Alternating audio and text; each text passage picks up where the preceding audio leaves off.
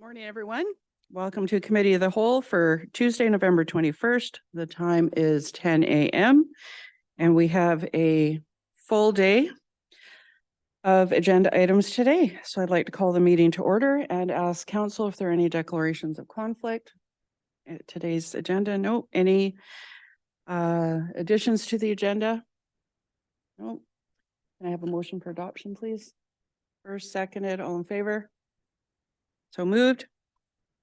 No new business, no appointments or delegations. And so we will move to 5.1, division presentation from directors, and I'll turn it over to Director Douglas. Thank you, Acting Mayor Rowe. So we have each director is going to give about a 15-20 minute little presentation on their areas, and we will go through them fairly fast. After that, we'll start digging into the budget book, and we have presentations from several staff as we go through the budget book. So we'll have Director Allen start if you can have the PowerPoint put up.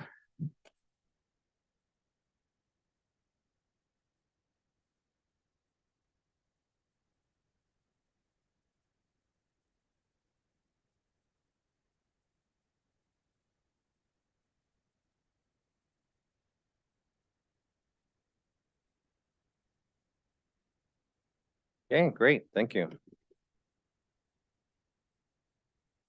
So I'll do a brief overview of the Planning and Development Division as it operates here at the District of Sechelt. So we have the three departments within the division: Development Services, casually known as Planning Department, Building Inspection, and Bylaw Enforcement.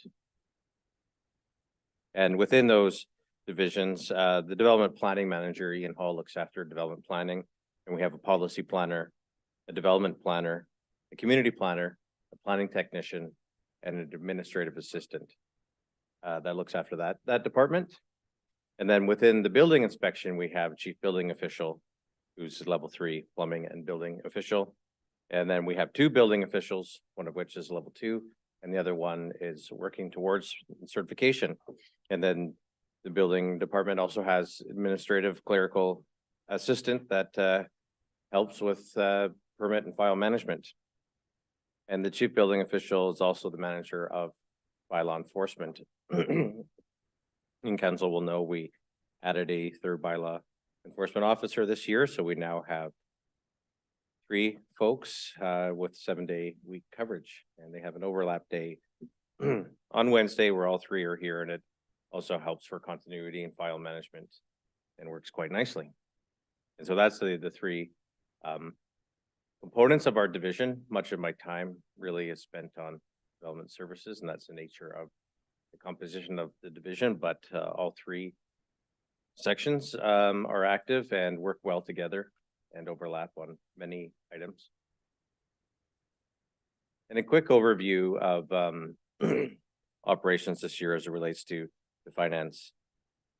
To date, respecting application fees, we've taken in approximately $90,000 of revenue. It's a little under our estimate of $130,000. We do have the month of December remaining. Nonetheless, you'll note that development application fees are slightly down, but that will be compared to building permit revenues on the next slide.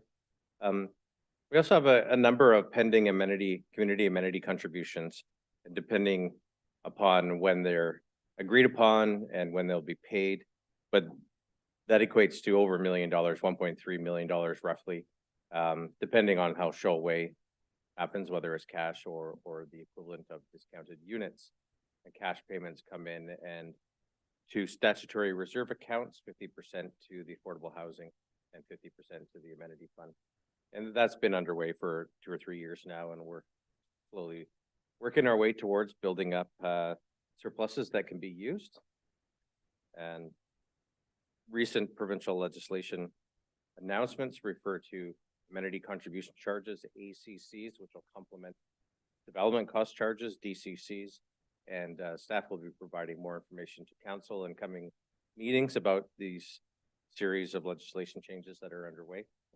The most significant changes to the Local Government Act in decades, and we'll be seeing that in 2024.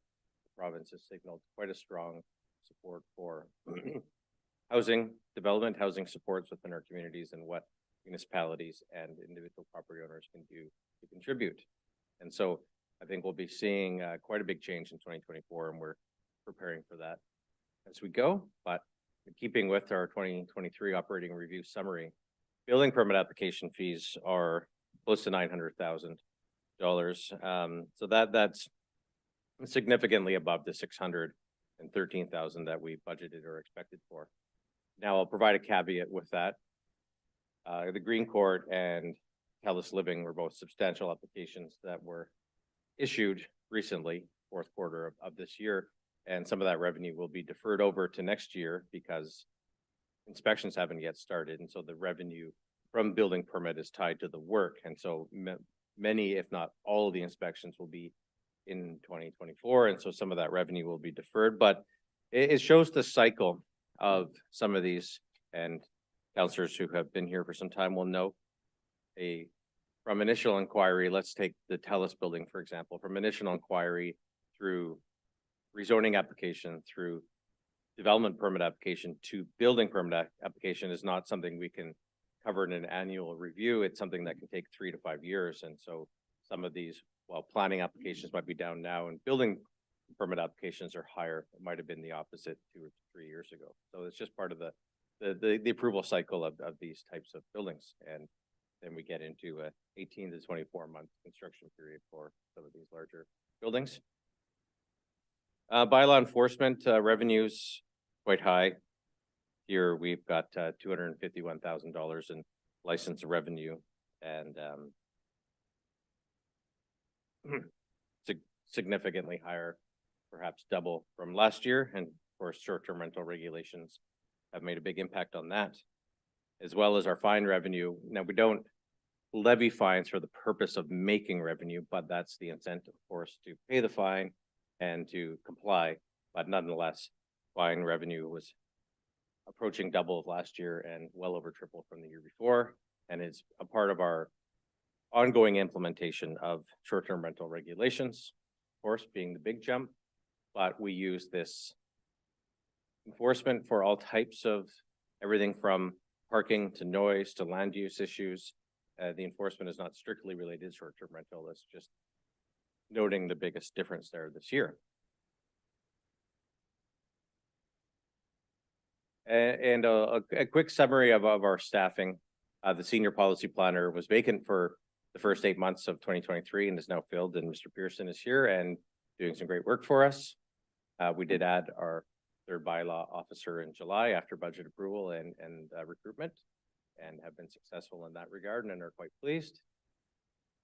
And then we had a building official position that was vacant from July and recently filled. We have a new building official as well. And just shortly thereafter, we now have a senior development planner position vacant and recruitment is underway. So when reviewing for this, it occurred to me that last week, Monday to Thursday, we had 4 days in 2023 of a full roster of folks.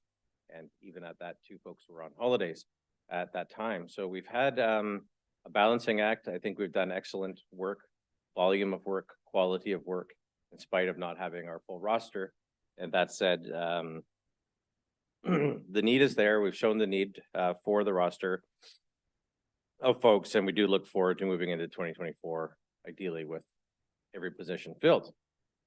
Now, a quick summary of 2023 before we move into 2024. Year in review of operating. Talked about it many times at this table in this venue, the short-term rental implementation. Of course, recently at a committee meeting, the year in review, so I won't dive too deep into the details, but I think that what we've seen, the significant changes that the province are bringing in.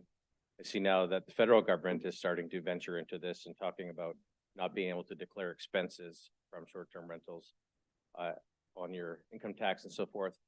To me, it indicates that this is a challenge that's much bigger than just the District of Sechelt. Senior levels of government have seen the need to venture in.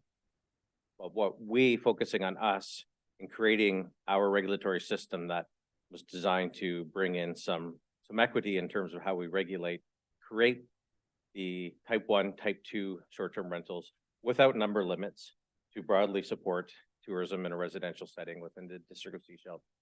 And our initial intent was to limit, restrict the type 3, and now we're well in position to meet the provincial regulations and not have those anymore. So to me, it's an indication of success. There's challenges, there's been bumps along the way, but there's no question that we're on the right path and have done the best we can to find a District of Sechelt solution.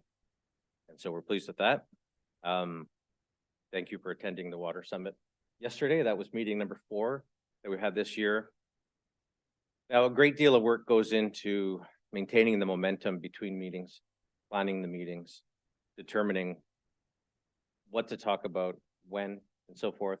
And we want to follow that up, and we're striking an ongoing technical team committee of folks from here, SCRD, Sechelt Nation.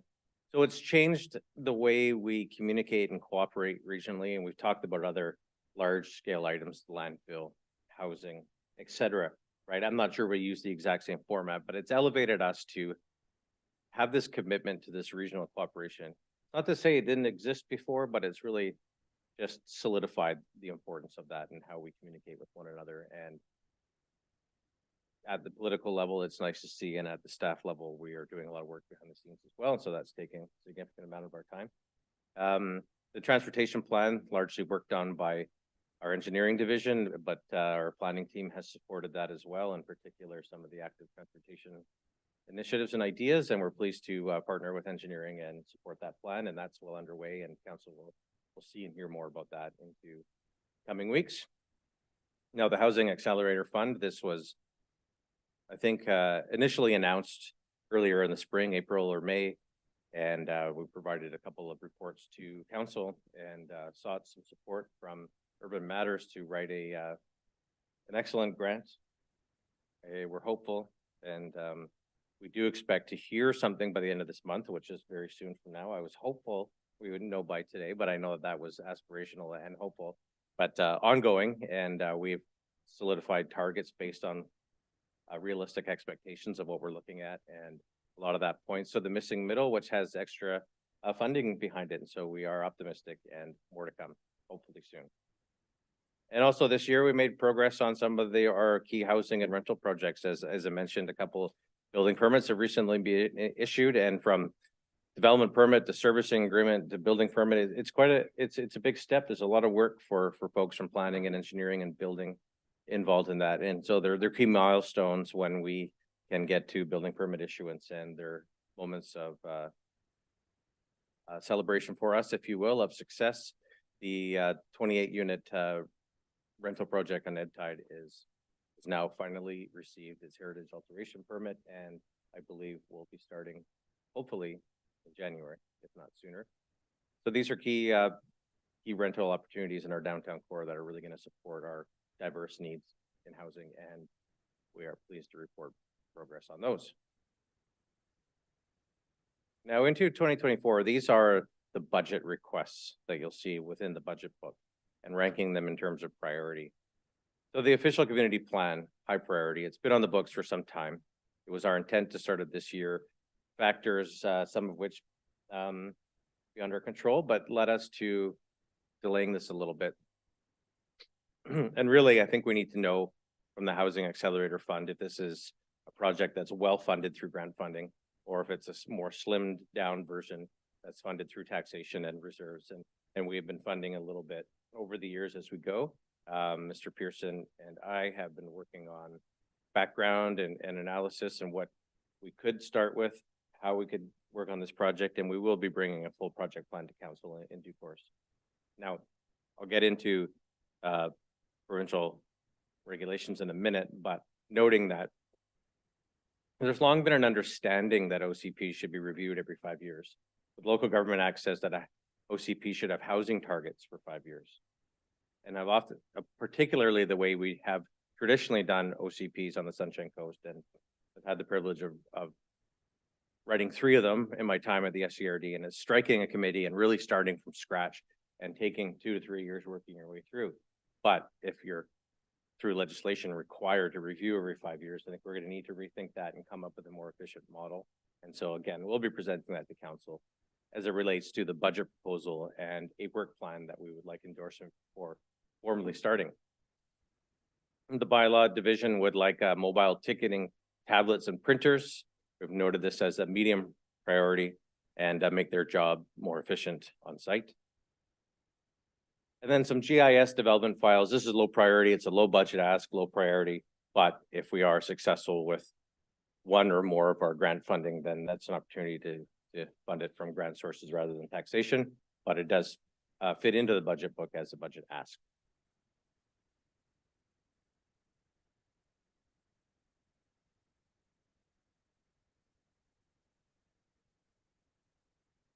Okay, now I'm moving beyond a little bit beyond the budget ask and just into operational projects for next year as well. So the OCP, of course, is a budget ask, but also an operational project.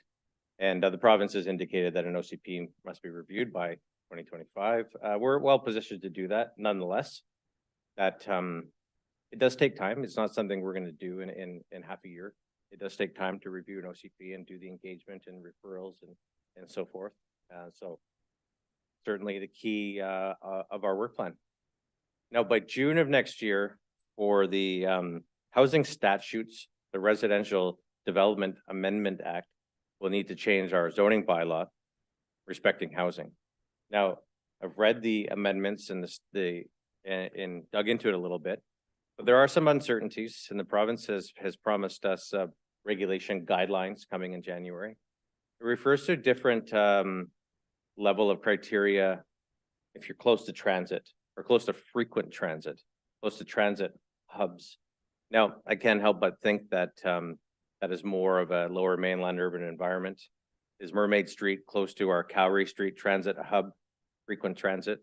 I'm not sure yet, but as it relates to living on Fairway or Shoal Way, where bus number 3 comes by occasionally, I can't imagine that'll be considered frequent transit. It also refers to if a property is on sewer or water. And I tend to think that the answer is sewer and water. I don't think we have water supply in Tewanek, Sandy Hook, et cetera, Davis Bay, but we don't have sewer in those areas. I don't think that those are the areas that we're looking at. I think we're probably looking at the downtown, the West Sechelt area that are serviced by both of those. And so we could be looking at, and the regulations use an extremely small lot size that we don't see in Sechelt, the 280 square meters. I think even our downtown city lots here on Mermaid, Dolphin, Spindrift, et cetera, are more in the 750 square meter range. But nonetheless, we could be looking at an allowance for 4 to 6 dwelling units on each property. Now, I speak to the allowance for, this is what the province is saying our zoning must allow for. Whether or not we'll see this in action to be determined. But we have some amendments to make to our zoning bylaw. But when we created zoning bylaw 580 last year, we created zones, residential zones R1 through R5, and we changed the numbering a little bit. The old zoning bylaw, it was a little bit inconsistent. We had R1 downtown, which actually still, and the R2 was actually still allowed a fair amount of residential. The R2 that used to be downtown is much like the R4 that we have now. But in the new zoning bylaw, we started at R1 being the low density residential and R4 and R5 being more in the village, the higher density residential, and thought we struck the right chord, but the Housing Statutes Amendments Act will be taking it to the next step as well. So it's still Bill 44 right now, but it appears as though the Short-Term Rental Accommodations Act, which was Bill 33, I believe, has received royal assent in October. So they no longer refer to it as a bill. It's now referred to as the Act. So as mentioned recently at committee, we'll have to make amendments to our business license bylaw and maybe 1 or 2 minor amendments to our zoning bylaw for that to apply as well. So we have zoning bylaw amendment work to undertake. I think we've also, and this has been presented to certainly on a couple of occasions, we've identified a couple smaller areas of the zoning bylaw that need some work. I think zoning bylaw 580 as a whole is a good product, but we're always going to find a few things that need a little bit of updating. We also have to the end of next year to update our housing needs assessment. So this was done in 2019, 2020, and we worked with the town of Gibson's and the SCRD to create a housing needs assessment for the Sunshine Coast. And then our consultant helped us with an implementation plan for each of the local governments. And I would suggest that it's a very good plan. It did highlight the need for more housing and more types of housing and inclusionary zoning and rental housing and things we are moving towards and implementing. I think that we would need updated data, but the plan itself is solid and is well positioned to be updated, and also likely well positioned to be updated and coordinated regionally with our local government partners. And so while we have next year to do that, I do believe that's achievable.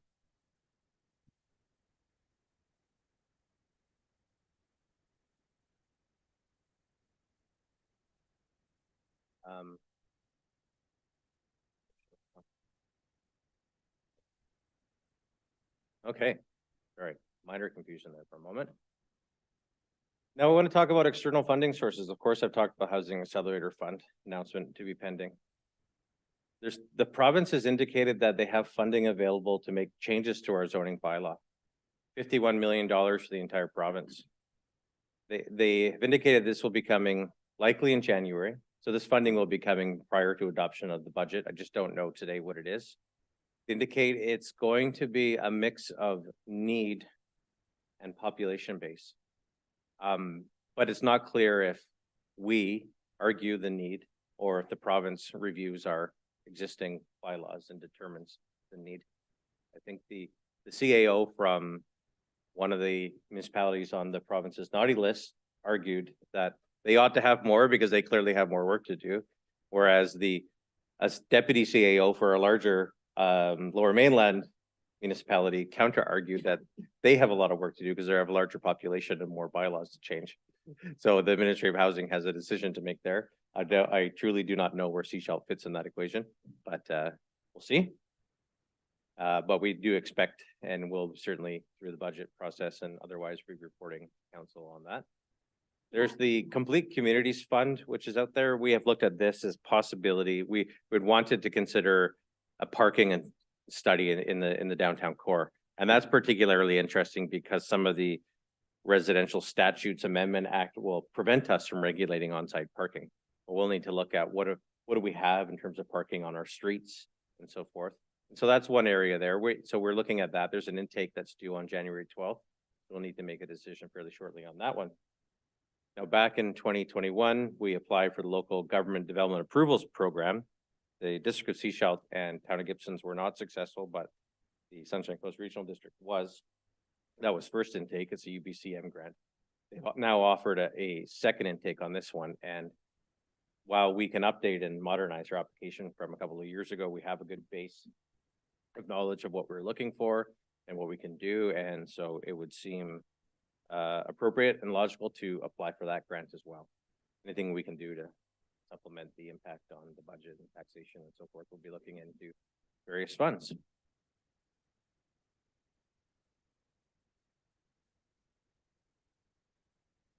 Here we go. I was looking for the slide. Just a highlight of some of the other operational projects, particularly at the regional scale. We'll be working a lot with the SCRD, Town of Gibson, Sechelt Nation in 2024. And so I've mentioned water summits, and to clarify, we don't have a Water Summit 5 on the schedule yet or haven't talked about it. But this is a model that could be used for other larger regional problems. And it's also a model that can be used to keep us going at the staff level as well. Now, the regional district has received some funding and is leading a coastwide flood mapping exercise, and we will be participating in that. And that can also inform our development permit areas, our growth patterns, areas that be within the OCP. Now, coincidentally, and again, there's provincial legislation, but coincidentally, we're each reviewing our OCPs. SCRD is looking at an ambitious exercise of perhaps amalgamating their OCPs into one or finding a way of managing that. Town of Gibson's will be looking at theirs as well.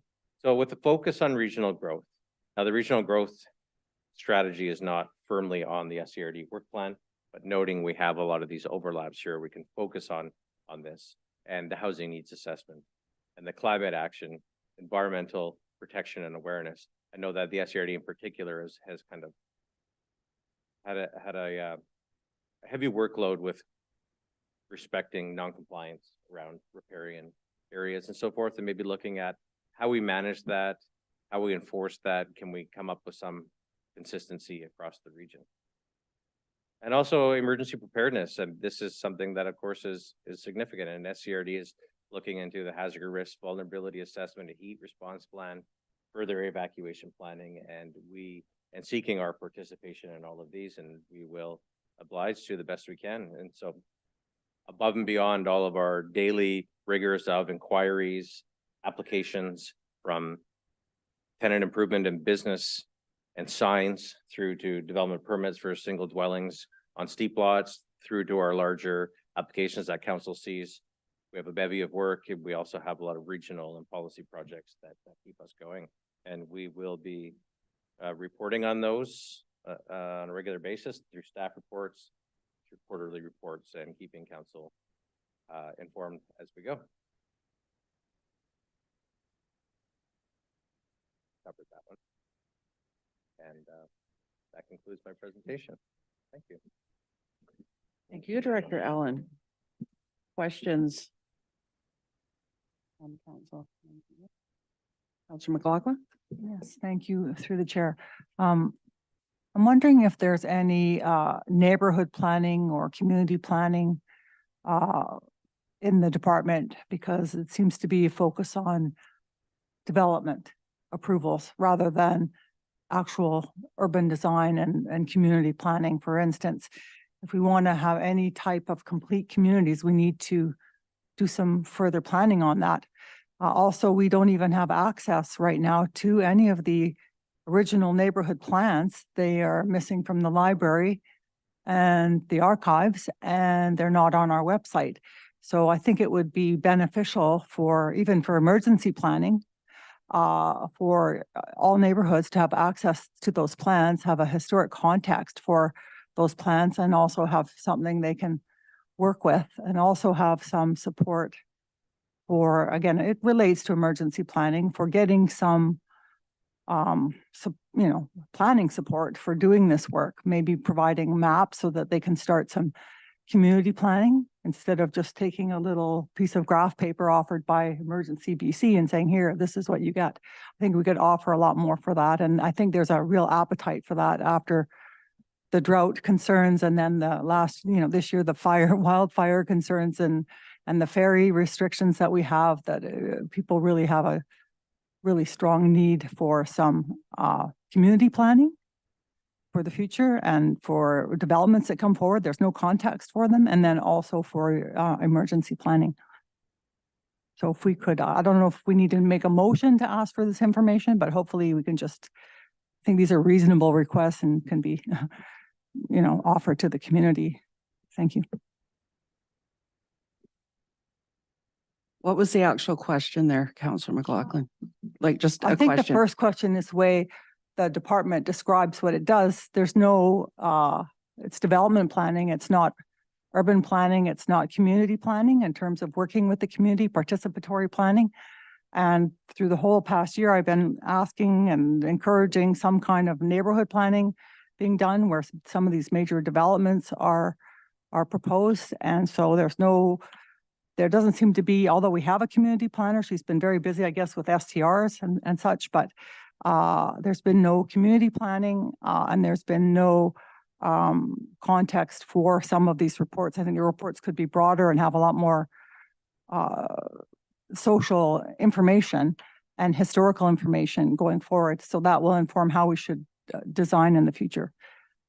I guess it's just a small place, so we haven't had a lot of neighborhoods done here, but we're unlike Gibson's. Gibson's is built out there. Maybe Parkland was a neighborhood they did, and they did actually do quite an innovative plan for that neighborhood, but we don't have any equivalent type of planning here going on. And so I think we really need it. That's what I'm asking for. Thank you. Okay, anyone else? Any other questions?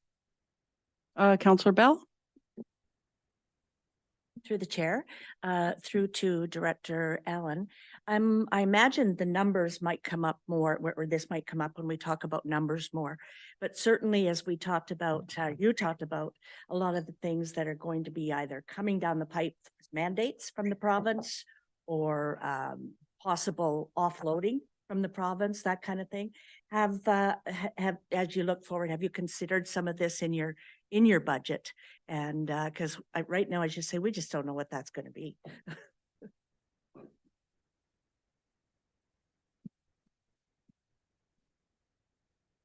I would think that's probably why I wanted to highlight the external funding sources that are available. I hate to be deeply reliant on grant funding, as you and I have discussed, that the fear of not getting a grant is real, Yeah. right? Yeah. The $51 million that the province intends on apportioning evenly and fairly, relying on that. It may need some assistance with some of the rewrites of our bylaws with that funding. Okay. Yeah, so I'm hopeful. Okay. Yes. Thank you. I'll ask a question, just a couple clarifications. So bylaw revenue that you showed up there, that's actually been collected, not just like, yeah, mailed. Like this is funds that have been collected. Yeah. And correct. the amenity contributions to come. So when we look at the reserve balances, those aren't included in the reserve balances in the book. Correct. They have not yet been paid. And some of them, it's unclear when they'll be paid. It depends on Okay, permit approvals. awesome. Thanks. Anything else on this end of the table? No? Okay. Oh,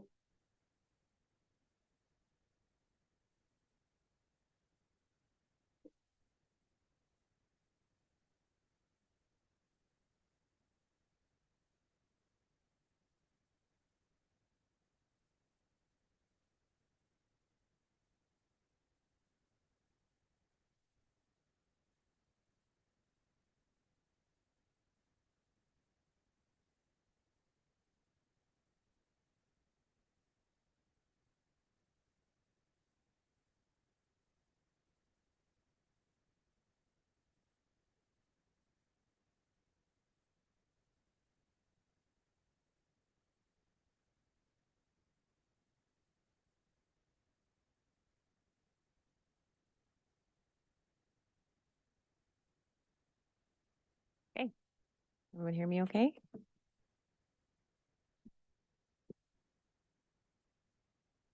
All right, this is my presentation for the corporate and community services budget.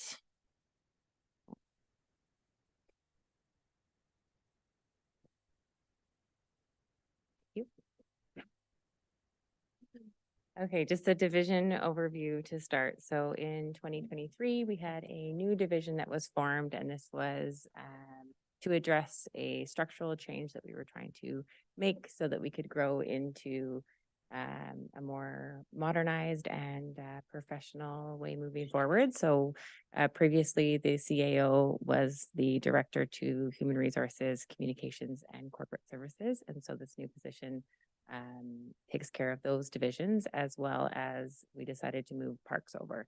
And the idea, you've heard me say this before, but the idea to move parks over was to address the need of not having that service for the community. So things like recreation, obviously that belongs with the SCRD, but there are opportunities for us to perform some recreational activities, especially in our parks and outdoor spaces. As well, arts and culture had previously lived in communications, then it lived in HR. And so as you'll note in other municipalities, parks, recreation, and culture often live together, and they function quite well in providing a broader service to the community. So we now have community services, communications, corporate services, and HR under this division. Okay, just an overview. It's, as I mentioned, the new division. We had our new corporate officer. So Carrie Ann took over for Joanne Frank, who was our longstanding corporate officer. And we are so pleased to have her enthusiasm and skill in the role of corporate officer. We saw the finishing of Hackett Park Amphitheater and some changes that happened there. So I think it was one of our counselors who identified a need to make the stairs more safe. And so our parks team jumped in and created a safer way to access the amphitheater, as well as finishing the artwork on the stairs. Jane Bowers Dog Park, that continues with the help with Rotary, but the portion of the district has been completed and is being used. I noted the second annual CEIA days. There are so many things that I could be noting, but we did just do the quarterly, so I didn't want to go on, but I noted the CEIA days because when it first started, I don't know that people really were sure if it was something that was going to carry on or have funding for us. So it's really neat to see that it is established and it is now an annual event that happens right before our Canada Day celebrations. And we saw the development of the Community Safety Committee, which is very exciting to see all of our different community partners coming together. And we do have Lucy, who is our facility coordinator on that group, as well as myself. And the beginning of eScribe. So corporate services introduced eScribe in our Q3. And that's what we're moving towards as far as the software for our minutes and agendas. And you've heard lots about eScribe, and it's going to continue to move into 2024, but highlighting it as a 2023 review. And the internal newsletter, an opportunity for council to also see what we are up to on a quarterly basis. That will be coming out before the end of the year for our second one, and training development for staff. And that included the culture club that I've mentioned before, but just really taking a focus on staff and our retention strategies, as well as making sure that people are excited to come to work. Okay. When you go through the budget book, you will see more than this. I'm just highlighting 4 jobs today, and I hope that I can do a good job of explaining why. We have 2 parks maintenance roles in the budget book. Many of you, or 2 of you, will recall that I've been asking for parks maintenance since 2019.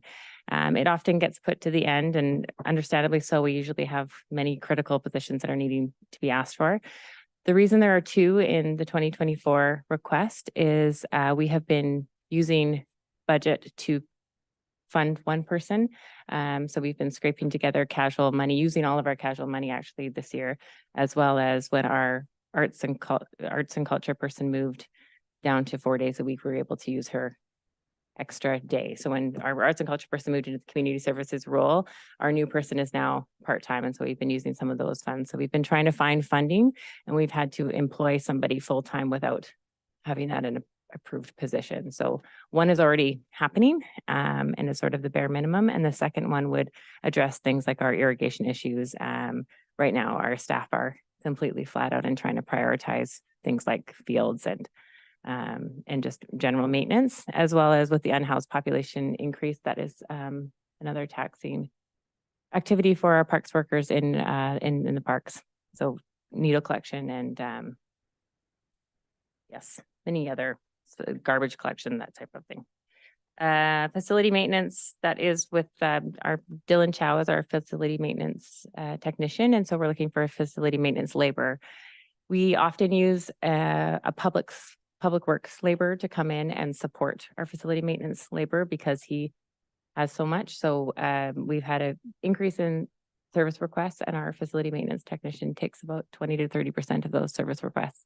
And so he is also busy and run flat out, and we'll try and pinch a public works person as often as possible, but you'll also see a public works labor request in the budget book. So everybody is a little bit short on what they can complete in a day.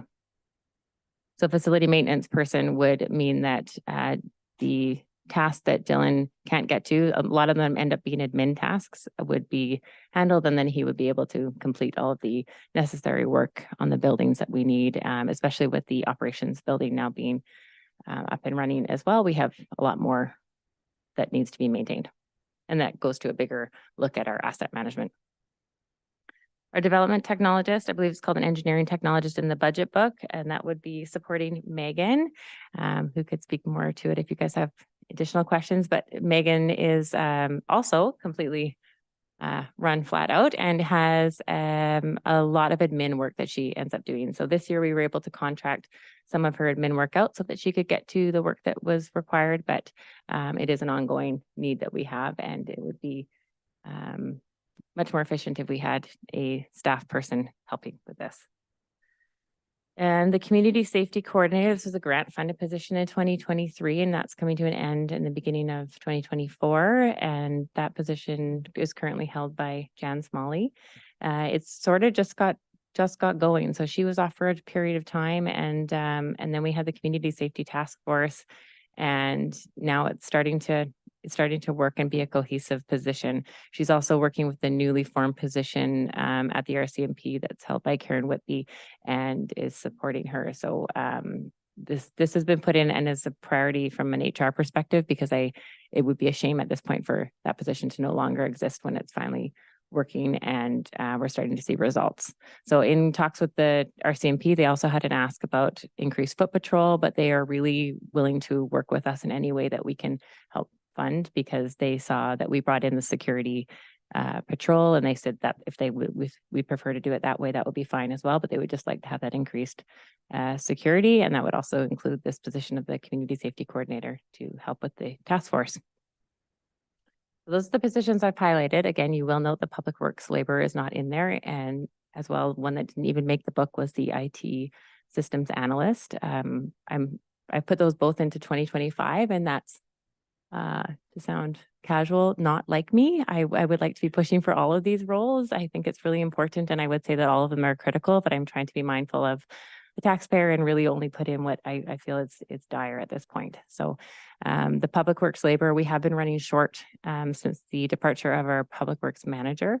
And so the public works foreman has moved into the manager role, and we are looking for the foreman currently. So hopefully we'll have a full complement for that.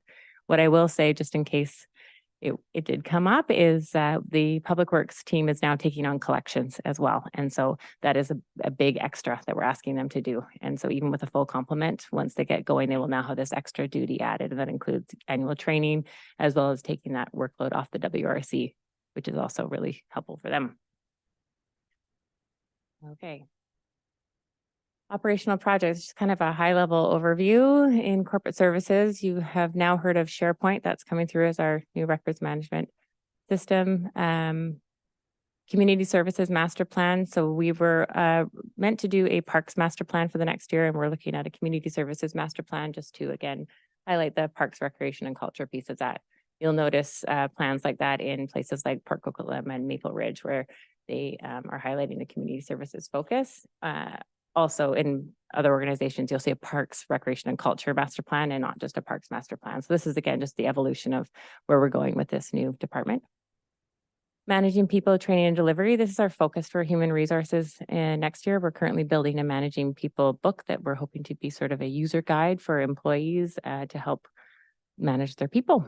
And that will also have some training that will go with it, from the SMT level to all of our employees, and making sure that everyone is on the same page. Communications plan that's in conjunction with the solidified strategic plan. I will be meeting with all of the managers in this division to talk about our work plans and how they are going to fit with the new strategic plan, and communications in particular is going to be working to make sure that that's in line. And she wanted to also mention that the biggest focus is working with all the other regional partners when we're making this communications plan, and what that looks like, so that we can be more cohesive as a Sunshine Coast. Capital carry forward projects. I've just mentioned parks here, as facilities was not mine at the beginning of 2023. So a trail bay, sidewalk, parks infrastructure renewal, irrigation system upgrades, annual trail renewal, new equipment for Hackett Park outdoor stage, and Sandy Hook Top Park gazebo. It looks like a longer list than maybe we were comfortable with. Again, this was a new division, and our community services manager is taking the role quite seriously and making sure that we are doing it properly. So it'll be a big year for 2024, as we were getting our feet wet in 2023.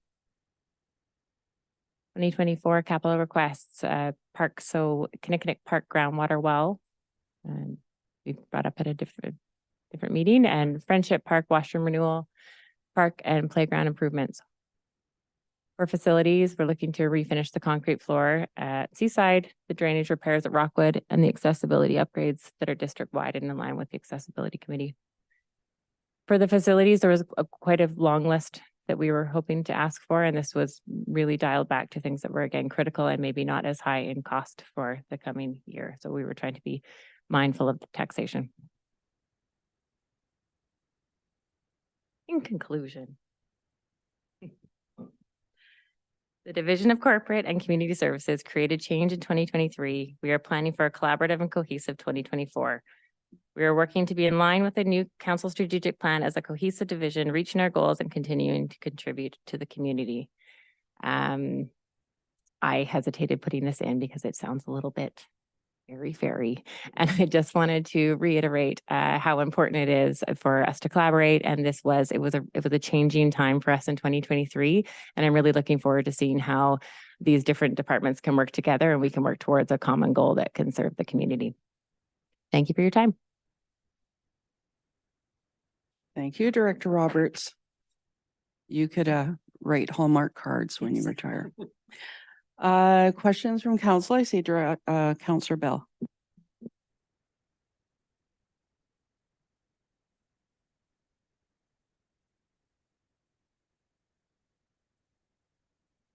Turned it off. Under the community safety coordinator, can you just tell me a little bit more? I don't know a lot about that position. A little bit more about the position, and that's the first one. And then you mentioned that you're getting some good results. A little bit about that. Thank you. Yes, thank you for the question. Through the chair, it was to start off, it was mostly about Speed Watch, and she also worked for restorative justice. So there was a combination of the two roles. And I think for a long time, they were kind of trying to figure out exactly where that role landed. And they had great results with Speed Watch and with her helping with administrative tasks. And it wasn't exactly what we had thought of as the community safety coordinator would be. We imagined it to be more of what it has evolved to now, which is supporting the community safety task force, meeting the people on the street, having a better understanding of what the community needs. So with this new position, that is the one with Karen, why am I forgetting the new title of it? Community safety liaison, perhaps. She's taken over from Cole Haan, and she's in this role, and they've created it to be a more community-based role.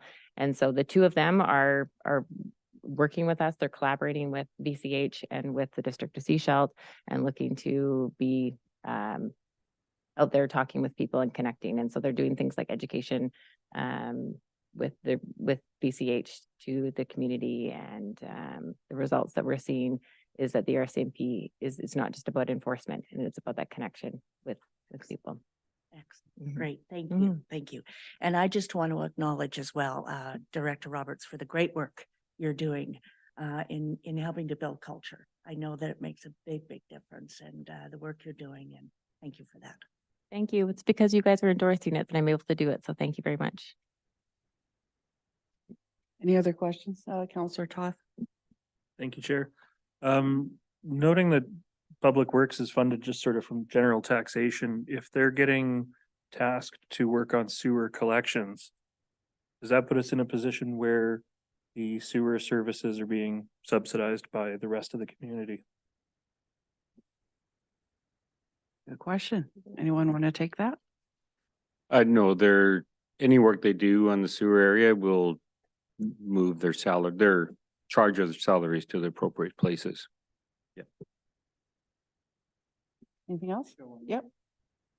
Thank you. I'm just looking for a little more information on the community services master plan and how that ties in or is an extension of the 2018 parks master plan that we did. Thanks. Go ahead. Thank you for the question, Councillor Toth. Through the chair, it is exactly that. So it would be, parks would be one part of it, and it just looks to add that piece of arts and culture as well as facilities. And so we'll be looking at how we can do a better job of serving the community from a parks lens. So parks, we currently have parks operating, and this will look to include parks programming, and not necessarily in a big way. I'm not looking for recreation programmers, but how we can do a better job of being mindful of arts and culture as well as facilities when we're making our parks master plan. Anyone else? Councillor McLaughlin? Yes, thank you. Through the chair.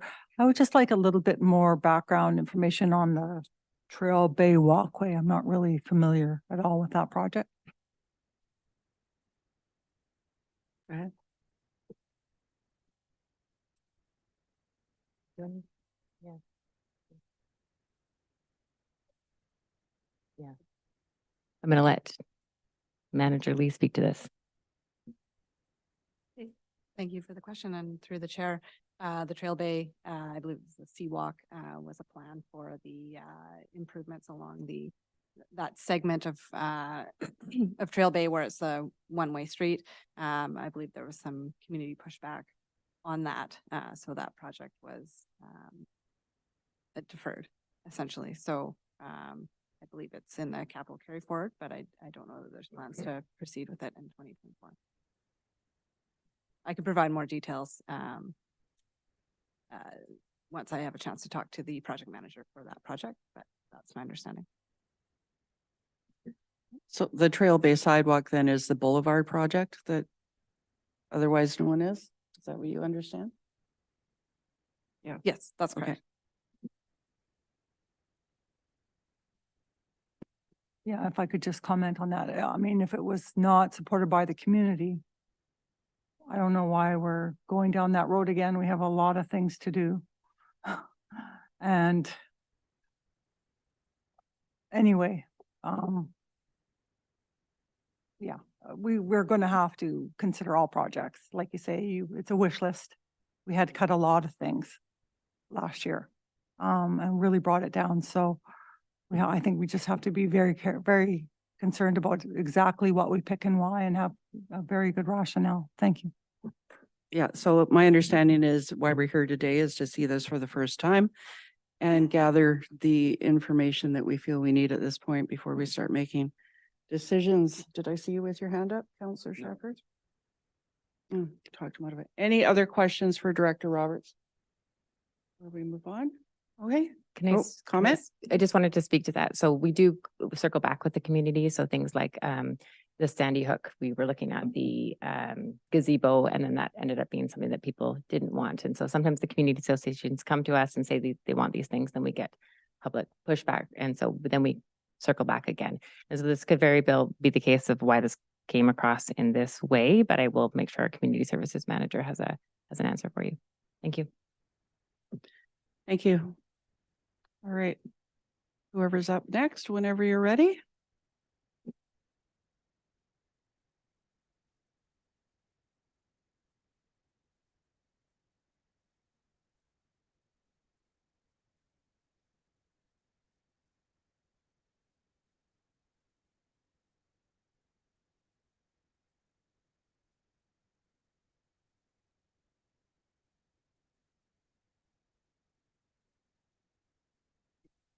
So good morning. I will be presenting this engineering operations budget presentation on behalf of Director Dillon. So I just wanted to give an overview of how our division is divided operationally. We have broadly 4 groups. Sorry, excuse me, Megan, can you move closer to the microphone Yeah. or start? Yeah. Space here. Thank you. Is that better? Yeah, thanks. Okay, thanks. So engineering operations is broadly separated into 4 groups. The first, engineering projects, which is the capital projects and infrastructure renewal. Public works, which is the maintenance and operations that keeps the district functioning. Wastewater, covering both the treatment and collection of the district wastewater and septage. And finally, sustainable infrastructure, which is looking after engineering planning, development engineering, solid waste, and climate change and sustainability response. A little more detail. Examples of the types of engineering projects that we undertake are listed above. I won't get into them all, but this group completes tasks that range from conceptual and detailed design, contract administration, construction and condition inspection, as well as consultant and contractor management. This group is responsible for the renewal of infrastructure as well as the design and construction of new infrastructure that the district needs. Public works has a really broad range of tasks. This is regular maintenance, response to weather events that cause damage or flooding or other disruptions, They have seasonal work like road brining and snow plowing, as well as responding to vandalism and encampment cleanups, which end up taking a significant amount of time. And then irregular maintenance, like responding to infrastructure breaks that are outside of the regular maintenance cycle. Wastewater is both the collection and treatment of all district wastewater, including part of the Shoshone Nation Government District wastewater, as well as septic receiving for the region. This is the operation, collection, and maintenance, as well as the renewal of the treatment plant and sewer lift stations.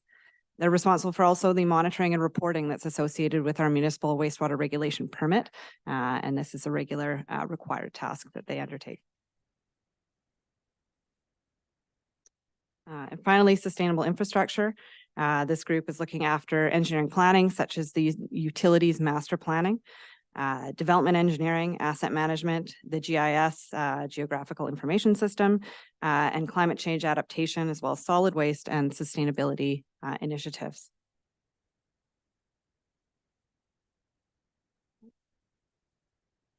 You're missing a slide there. It's okay. So in 2024, there are some operational challenges and opportunities to mitigate these. So some of the key issues we're dealing with the 2024 budget includes the wastewater collection system that was brought up earlier. This is the maintenance and operation of essentially the pipes in the ground. It's been an ongoing gap that's going to be addressed with both an additional staff as well as training for the public works staff to assist with this task, which typically lies within public works. As well, staffing at the WRC is low, and part of that is they can't both do the WRC and the collection system maintenance. So the additional person will help with addressing that. This leaves little redundancy for sickness and holidays and limited ability to take on larger maintenance tasks. So additional staff at the WRC certainly is something that we need to address.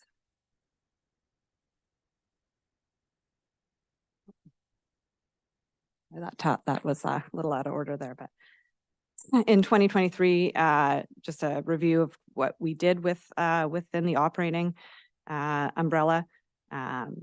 There's the preventative maintenance projects that are part of this operational budget, such as crack sealing roads or repainting the Trail Bay Pier. And we also deal with a lot of outside of the regular maintenance cycle work orders and service requests. So these are in addition to regular plan maintenance. And you can see there's close to 2,000 of these requests that come in annually. And there's a little bit sorry, this is a different slide, sorry. Anyway, so there was kind of a change in the way that these tasks were streamlined and tracked in 2023 to improve some efficiencies. Also, the transportation master plan, as has been mentioned previously, the sanitary sewer model and master plan, which is about partway through. These are very key to the operation and capital planning for the district. The septic receiving long-term plan is partway through from the 2023 operating, as well as some other key projects like asset management and the DCC bylaw. 2024 operational projects. Just highlight a couple here, but the drainage master plan is a high priority. This is the third key master plan. So we just mentioned the sanitary and the transportation master plan. Drainage is the third key master plan for engineering to allow the district to make strategic capital and development decisions and understanding what upgrades are required before they become critical.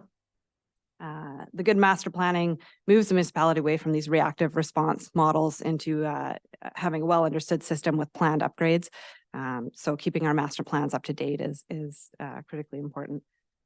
This will also help us understand the elevated hazards of climate change on our drainage system. As we know, the rainfall patterns are changing and we need to know how that's going to affect our drainage system. So this will help with that.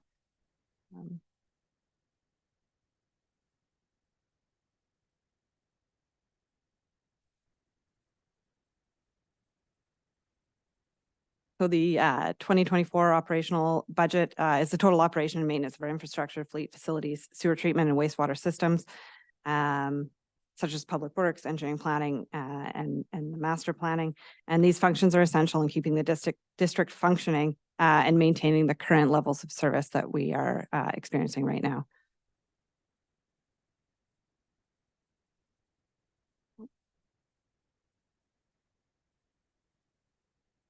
Just a few projects to highlight from the 2023 capital program.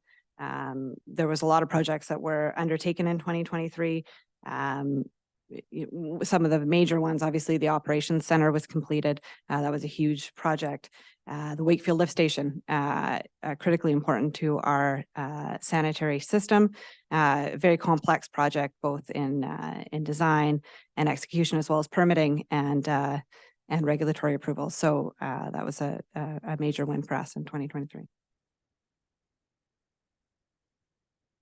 The capital requests for 2024, this is just demonstrating a breakdown of the different expenditure types that fall within the capital budget request. Just an overview, the drainage includes things like culvert replacements or head wall replacements or erosion protection type activities for our drainage system. The facilities are some of these critical renewals, like roof replacements, for example, or building cladding that's essential to keep our facilities going and ensure that we get the full expected lifespan out of these buildings. New transportation infrastructure is things like the Jasper Road sidewalk, which was a demand and need from the community in that area. So that's a improvement to an existing corridor. And then we also have like the paving program, for example, which is the renewal of our asphalt that we do annually to ensure that our roads get their maximum lifespan. So these are just some of the funding envelopes.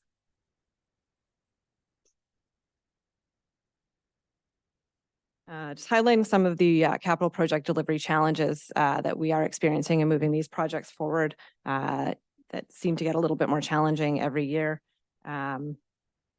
These challenges are leading to schedule delays and cause some of the projects to carry forward into the next year. And with these external challenges, staff have been very effective in moving these projects through to completion, but certainly everyone's aware of some of these archaeological permitting challenges. For example, the Snicket Park that was pushed way outside of its original scheduled completion. So we're continuing to work and jump over these hurdles to get these projects delivered. So with these increased challenges, the proportion of capital carry forwards over the last 2 years have been actually going down. This is the result of having some additional key staff that can be dedicated to these projects, to moving these projects forward, to constantly responding to these changing conditions and challenges. So we look very much forward to completing further projects for the 2024 budget. And that's it. Any open to questions? Thank you. Okay, council questions? Councillor Shepherd. Through the chair, I wonder if I could ask Manager Lee, so it's just helping me understand definitions and roles. You're saying that there's a challenge at the WRC Center with collections. What does that entail? How many people? I understand that you're using people from parks, I think, to offset because you're stretched so thin. So could you describe that function for me? Thanks. Certainly, thanks. Thank you for the question and through the chair. The collection system is essentially all of the force main pipes, the gravity pipes, and the sewer lift stations that bring all of the wastewater to the WRC. Historically, the staff at the WRC have been addressing any issues with the collection system, both in terms of maintenance or if there's, for example, a sewer break.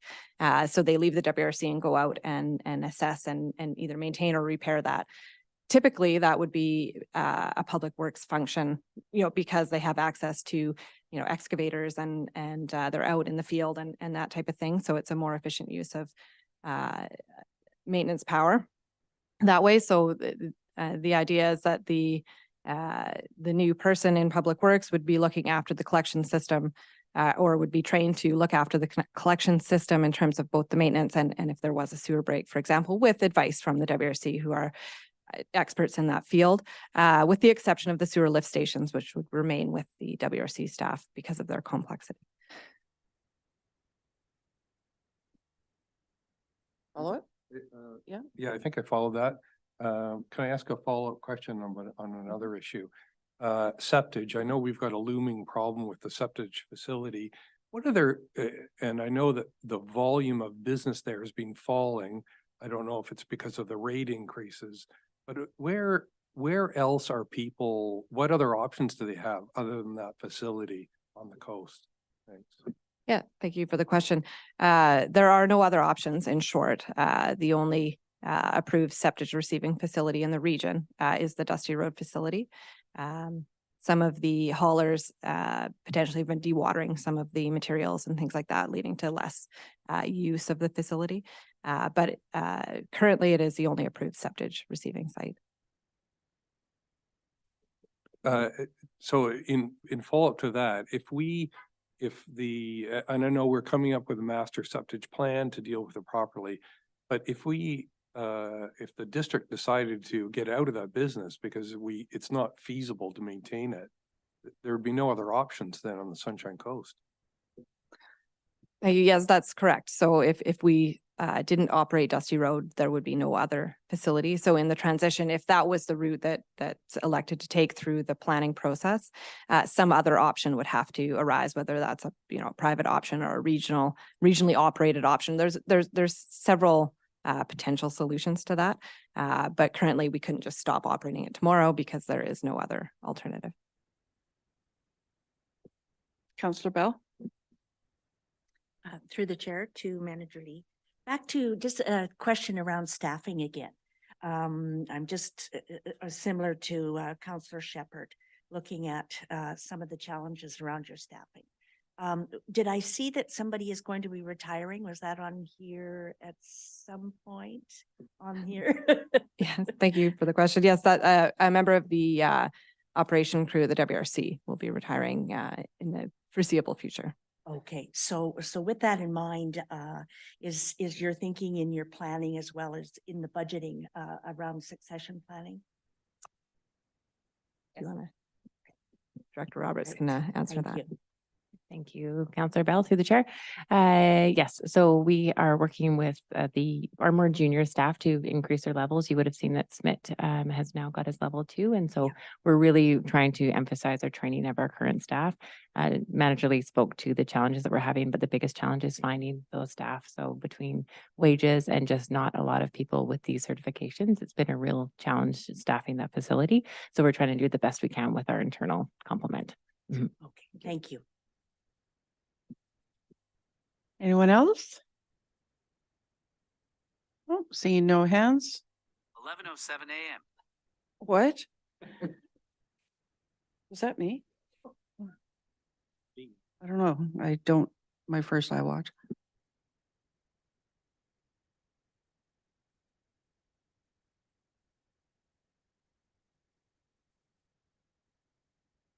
Director Douglas is getting his slides ready.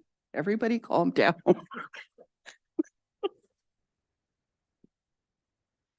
Thank you. Seeing that we're a couple of minutes over here, we'll just try breeze by finance and IT. So the finance department, hang on.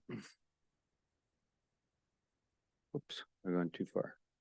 All right, so the finance department is comprised of 2.5 areas, about 3 areas, financial services, information technology, and we do a lot of what goes on at the airport. There's an airport manager there. We liaise with the airport manager, and it's quite a few land leases, and we also take care of those. So just a quick summary of 2023. Finance department, always just never seems to be any downtime, which is just fine by us. But we're doing the budget now, and then we jump into the annual audit right soon after that. And we always have reporting to do to other levels of government, whether that's for grants or for their statutory information that we have to give them. We've also started the implementation of Questica budget software, which we're really looking forward to. Also, a big part of our job is collecting the taxes and business licenses and dog licenses for the district. This year, we also issued a request for proposal for audit services and also awarded the contract for audit services. We have a new requirement from PSAB coming, which is called the asset retirement obligations. We're in the process of that. And our procurement area, we've issued 20 requests for proposals or tenders, and there's another 20 right behind that that are needing to go in the near future. In IT, annually we have about $75,000 for IT related infrastructure renewals, which have been pushed out this year. We've done some audio visual upgrades to this room and looking to do some more at another location.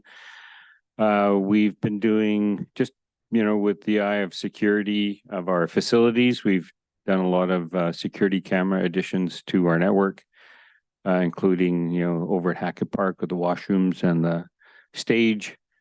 We have a lot of help desk calls, which we work with Opus on that. The district's website is always an ongoing work in progress, but the majority of that's been completed, and now we're working on the staff side of the district website. And we've set up a cloud backup system for our network. At the airport, we did a request for proposals for the master plan. There was logging that was done at the airport, and that was completed. 2023, we provide the direction to the airport manager, and we've negotiated and renewed several airport leases up there.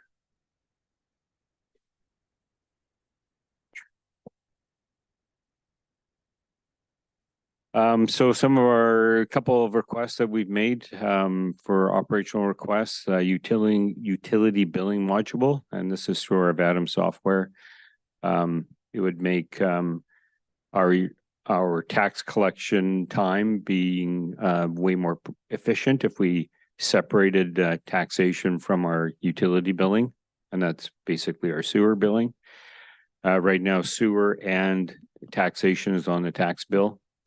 But when it comes to processing not homeowner grants, but the deferred, when people defer their taxes, it's a lot of work to actually do that payment because the two are together. So if we could separate them, that would be a big efficiency gain.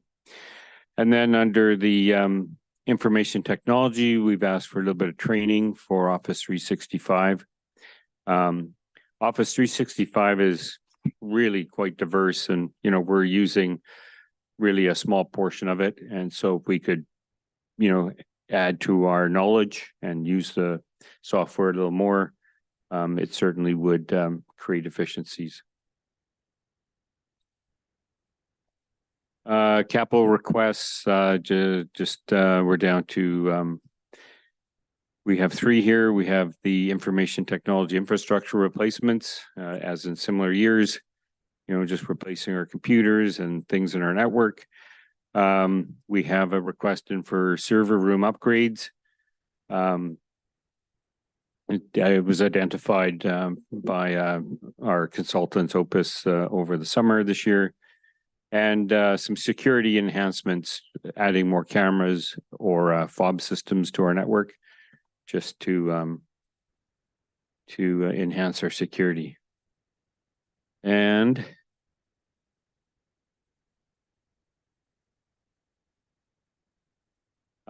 really just a bit of a summary or a conclusion. A lot of what we're asking for this year is really looking at creating efficiencies throughout not only the whole district, but in our own department. And, we believe this aligns with council priorities, ensuring financial balance by efficiently managing core services. And that's my presentation. Thank you. Thank you. Questions for Director Douglas?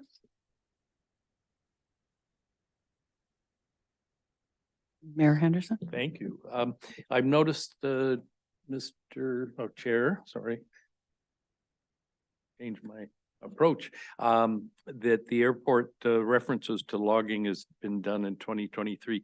I think, what's in the budget for 2024? Because we're still not obviously operating with the lights and nighttime flying. Go Yeah, ahead. there's an area that's on private land that needs to have some trees topped. So we're in the process of talking with the landowner to have some trees topped, but any logging on our own lands have been completed. Thank you. Any follow-up? Thank you. The question really is about 2024. What will that work be done in 2024? Or is it going to be done this year? We have, I don't know, it could happen this year, but it could also be delayed till 2025, and we're not actively delaying it, but we have to go through a negotiation with the private Oh. homeowner to have access to do those lands, to top those trees. Thank you. Anything else? Counselor Bell? Through the chair, through to Director Douglas. I'm just curious around the security enhancements. And this may come in a later conversation as we talk about the community safety committee needs and so on. When you're talking about security enhancements, you're just talking about generally overall have to have that fund available, or what do you have in mind there? Yeah, we'll talk about that a little bit Okay, as we go forward. We have a business case in there Great. describing what our security enhancements will look like okay. for this year. super. But yeah, it's just having, some of our facilities aren't fully covered yet. You know, we've added cameras over by the dog park, and there's probably other areas. Okay, Yep. excellent. Thank you. Thank you. Mayor Henderson? Thank you. One other thing, the deferral of taxes. I think it'd be interesting for the community. I'm curious how many people do defer their taxes, and are we doing enough to make sure people are aware of that option? Director Douglas? Do you have those? I can dig up that information and provide it for council, not a problem. Thank you. I'm interested in that as well. Anybody else? I can answer the Oh. question. There's 900. Sorry. 900 residents defer their taxes currently. And every year we get more people doing the same. Sorry, how many? 900 900 residents, households. out of like 6,500 folios. Okay. And Thank it is you. increasing every year.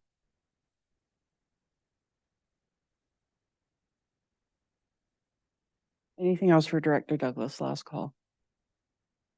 All right. Moving on to 5.2. We're going to start the budget book. Maybe we could have 2 minutes. Well, Sure. let's have a 5-minute break. Let's have to a set 5-minute up, break. Yep. and Thank you. then, sure, thank you.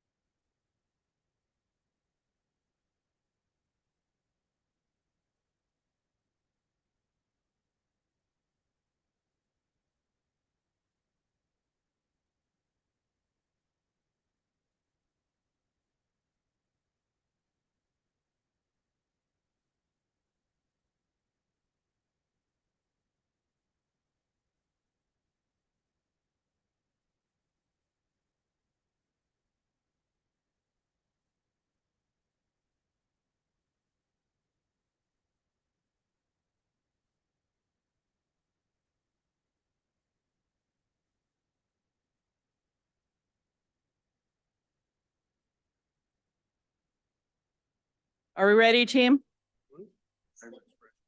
Team? Just bringing us all back to the serious matter at hand.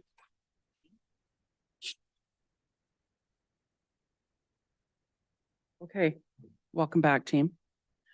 Director Douglas, carry on. We're going to start the budget book. And I do want to point out that at the bottom of each page, you have two sets of numbers. The one that's within the footer on the blue part of the stripe is the number, or it's the page of the budget book. But in the middle is the page that matches the online agenda or the agenda page. So Staff will be, that will be what you're using because you have the the agenda online page, yes. version. Yeah. Okay, carry on. thank you. So to this morning now, we're going to start going through the budget book. I'm going to present the start of the book, and then we're going to pass it over to Ms. Smith, Ms. Allnut, and Ms. Johnson to talk us through kind of the back end of the book, which is the community associations, the additional operating requests, and capital.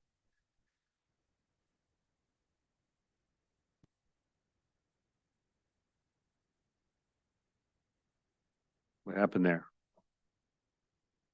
I lost. Ooh, there it is. It's back. Thank you. Okay, so a few assumptions as we go through the book. The information in the book includes the best known information that the date of the date that we started doing the budget book. The budget book is based on a very similar level of service to last year. The additional operating requests and capital are the increases to service levels. The budget book does not include costs of the additional operating requests. Those are listed separately, and those each have business cases for them for consideration. Any increases to full-time equivalent staff from 2023 are now budgeted fully in 2024. A 1% tax increase equals $126,868. Known or estimated inflationary and contractual increases are included. And so it's, anywhere from 2.7 to 8%. And recently we just heard there's one that's larger than that, which is water. So we may have to review some of our water numbers here down the road, and that one's what, 11.2%, somewhere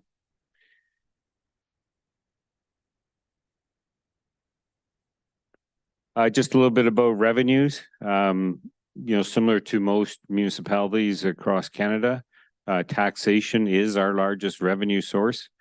That makes up 70% of our revenue budget. Interest and penalties, 4%. Fees, rates, sales of services, 20%. Grants and donations, 6%. On the expense side, the general government, which is, a lot of, really the hall area, 24%. Planning and community development, 10%. Community services, 14%. Engineering operations, 16%. Facilities, 5%. Protective services, 18%. Solid waste, 11%. And interest on debt, 1%.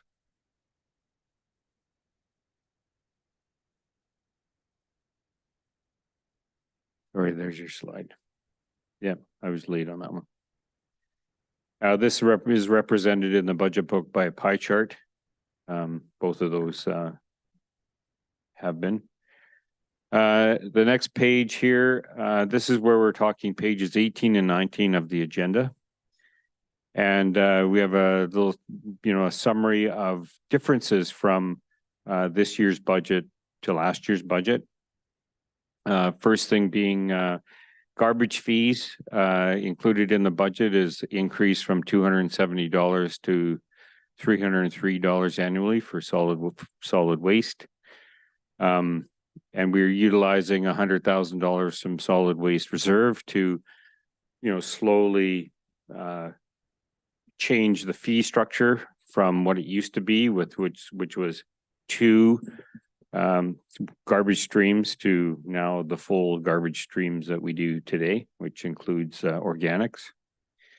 The budget includes RCMP of 12. We haven't heard whether the province is going to be coming up with any members to kind of match what our request of 1 was. So we've kept it at 12 members, which is what it is today. We did request an extra member, but it was contingent on the province also coming forward with a member or 2. Currently, the general operating budget shows a deficit of $1.16 million, which stands as a 9.17% increase. Now going through some of the changes from this year to last year, what makes up that $1.16 million? So revenue decrease. Last year, we funded 1 member from the Public Safety Reserve. And so that's $149,000 that comes out as revenue. Another revenue decrease, we utilized $250,000 of 2022 surplus to cover 2023 operations, and that is now out. We have an increase in taxation due to new construction of $66,000. Last year, this number was 118. Initial kind of sense is that the new construction number will be a little lower than last year. So we're being conservative at $66,000. Very soon, just after January, I believe, we'll get our first look at the roll. So we'll get to know what that new construction number could be. We've increased our budgeted interest on investments by $82,000 over last year. We do believe that probably mid to late year, it'll start to ease a little bit, the interest rates. So we just have to be careful how much we're putting in. And the interest on, the revenue from interest and penalties on taxation has been showing a little more than it has in previous years. So we've increased that budget by $36,000.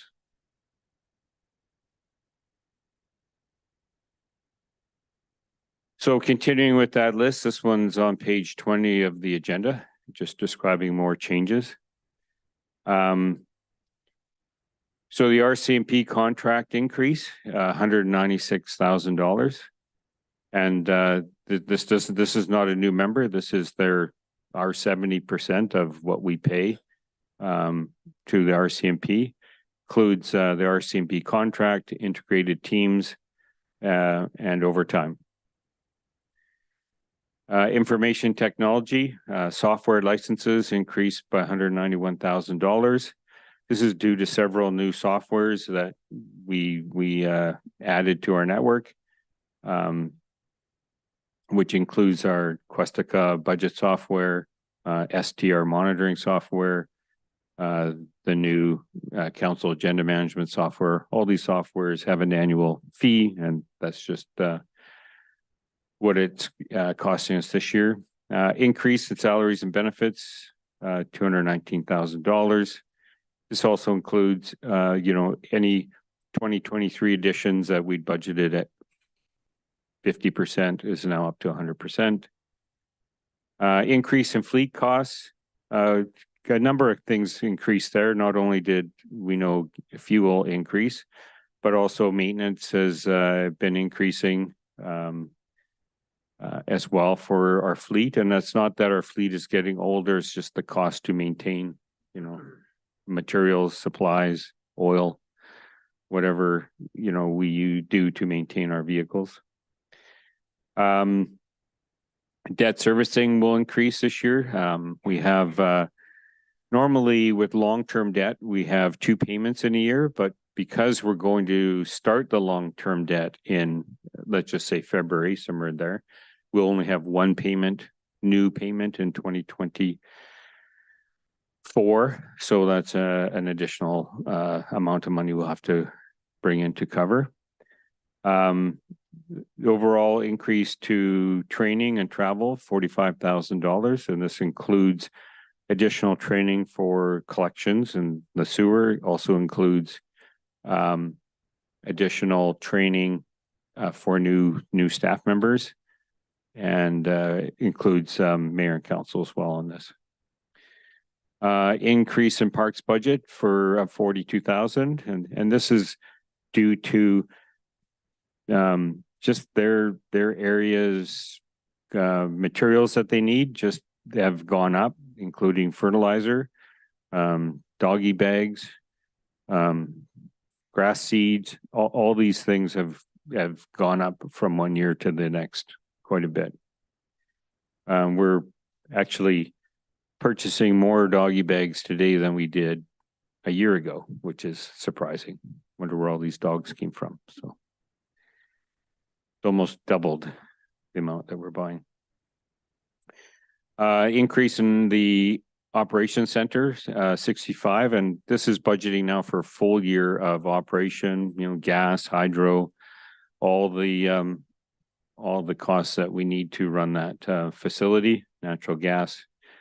And increase in public work supplies, and this includes salt. Salt has gone up a little bit. Other general supplies, as well as garbage disposal. We're spending more on garbage disposal this year than we did last year, and that's just picking up from our locations. A lot of people have started, taking some of their garbage and putting it in our facilities rather than dealing with it themselves. So just, balancing budget ideas, or what we've done in the past and what we'll can probably incorporate this year. We'll have to see what our surplus is going to be in 2023. We believe it's going to be, a reasonable number, and so we'll utilize some of that for 2024. We'll have some savings in training from one year to the next, and so we'll use some of that money as well for cover 2024 training. We'll look at transfers from some of the operating reserves, help cover costs. Obviously, taxation will be part of, what we'll have to increase to cover costs. Looking at fees and charges, increases there.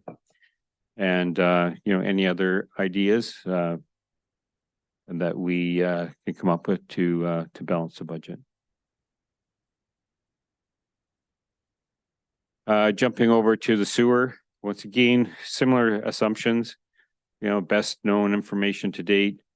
Any contractual or inflationary costs have been built in.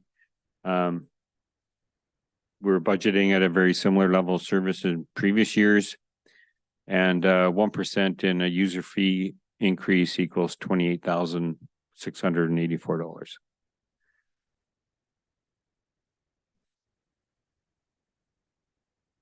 So some of the differences here, right now, the sewer budget shows a surplus of $483,000, which will be transferred over to capital, and we'll be utilizing some of that for capital in 2024. Increase in revenues, 19,000, and that's just due to new construction, new builds that come online. Increase to investment income of $4,000. Increase salaries and benefits, 16,000. Increase in debt payments. This would be for the chemical sheds. Yes. Thank you very much. And the increase to transportation and processing costs of biosolids. That contract is either up or is coming up for renewal, and the expectation is that that's going up a little bit. And the chemical supplies have gone up in cost, and so we've had to increase our budget due to that.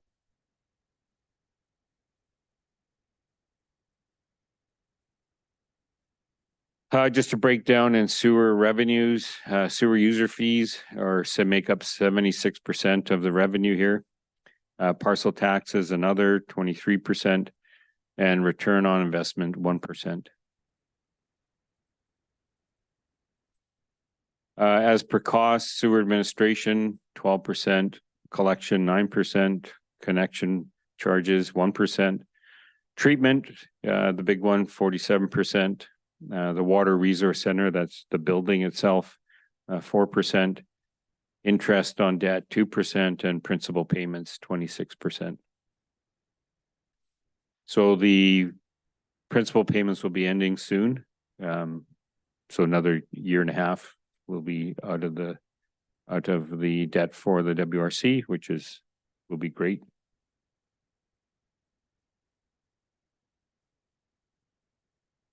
On to septage, in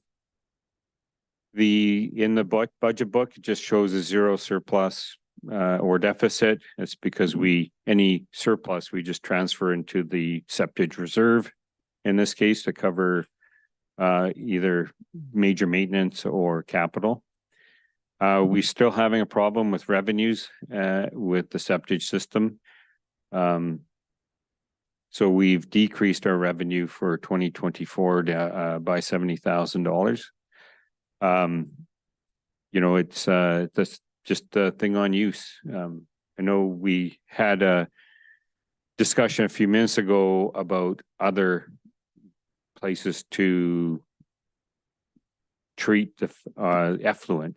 And although I would agree there's no other approved one, there is a hauler that's working towards improvement of a facility. So I believe, we've been in contact with, the local approver here, and we'll probably have to have a few more discussions as well. Salary and benefit increases, 4,400, hydro, 2,700. And then we are transferring 140,000 to the septage reserve.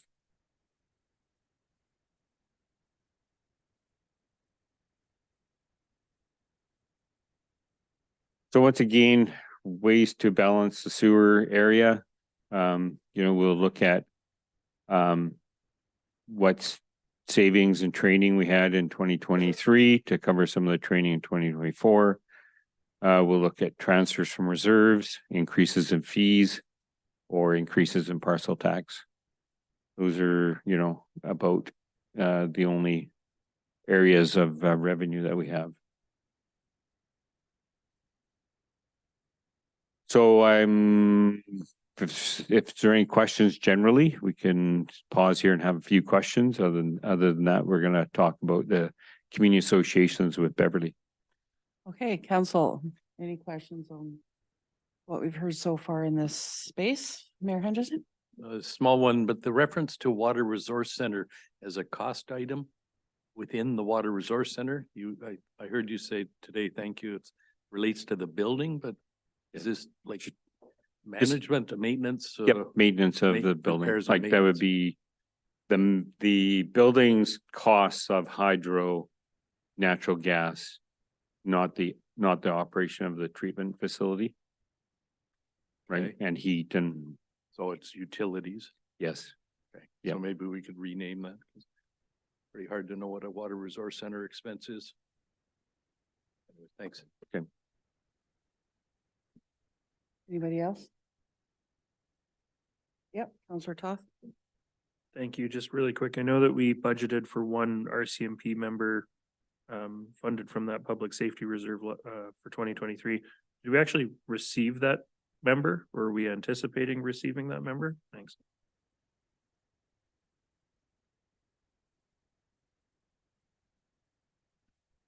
They have had a full complement in 2023.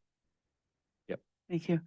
I just have one question. Is our union contract up here? When does that happen? Then the end of this year. Okay. And is there any anticipatory increases is that reflected in the budget? Or do you know what, no, that's a really stupid question to ask. How, how is that managed? So, it's that- not a stupid question, but it's, we would be coming to council and camera to talk about, the negotiations and the stuff like that. Okay, Yes. yeah, that makes sense. Sorry. Okay. Well, on that note, let's turn it over to Ms. Smith.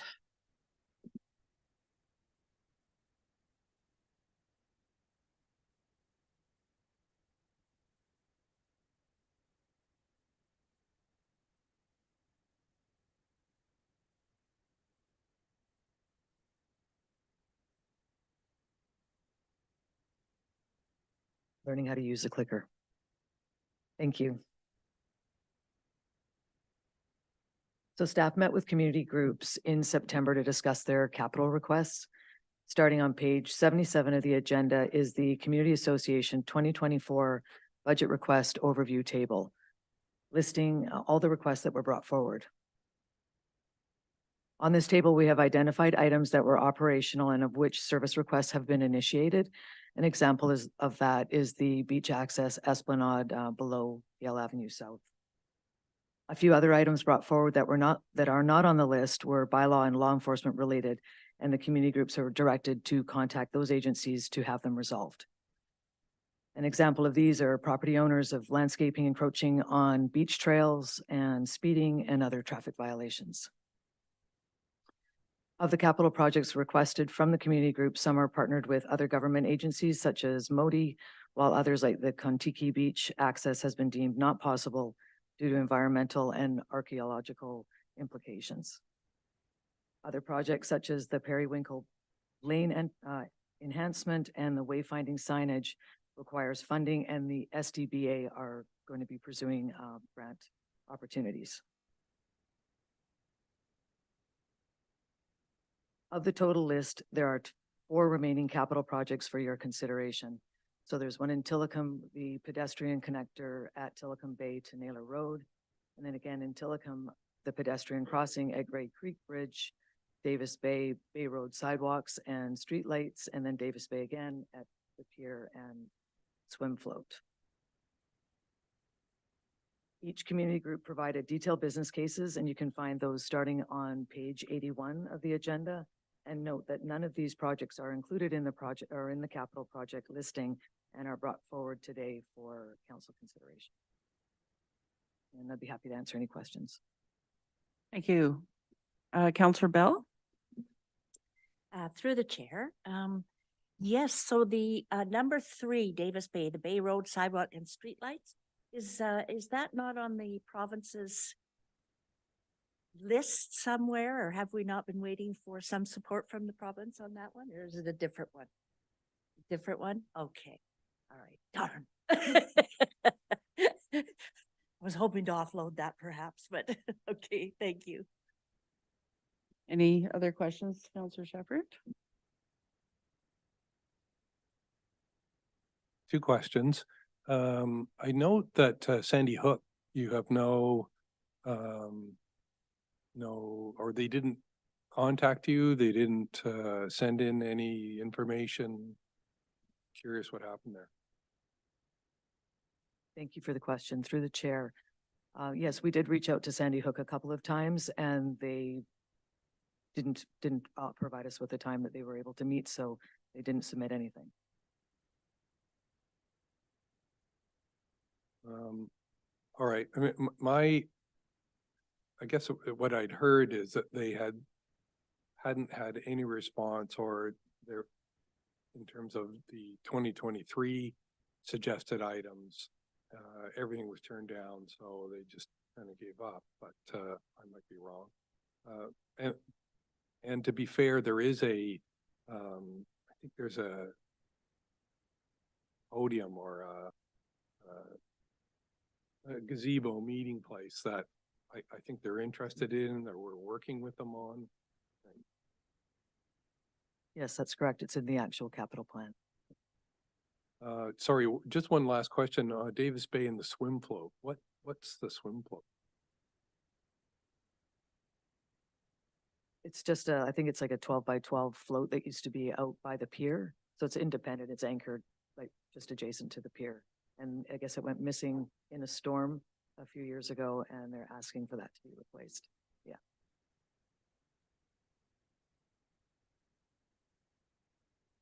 Anybody else have any questions? Counselor McLaughlin? Yes, I see the downtown bit through the chair, downtown business association item here on the trail walk. And I just wondered, has that been run through the downtown community association? Because I mean, we're sort of intertwined in many ways, right? So I was just wondering about that. Thank you. Go Thank you ahead. for the question. Through the chair. I'm sorry, was it the first item that's on their list? The boulevard? Is that the question? Yeah, as far as the collaboration, I'm not aware of that. That would be a question to them.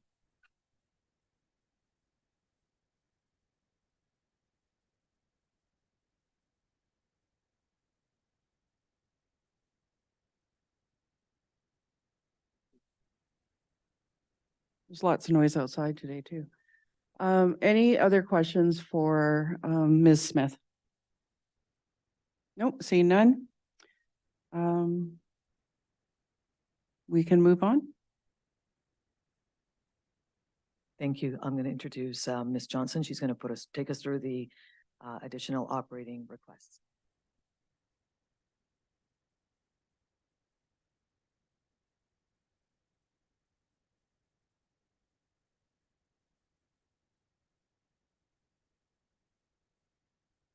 Good morning, and thank you for joining us in our discussions on the 2024 budget. I'll be presenting the 2024 additional operating requests for your consideration.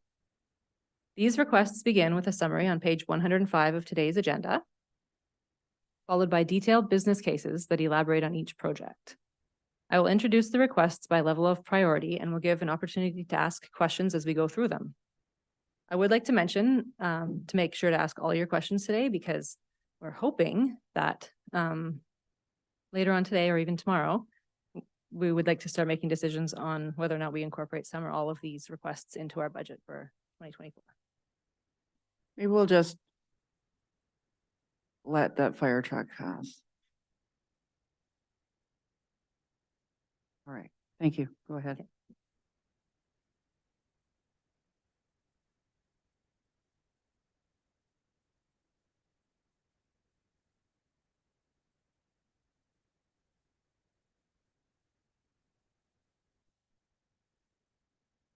Is it not reaching?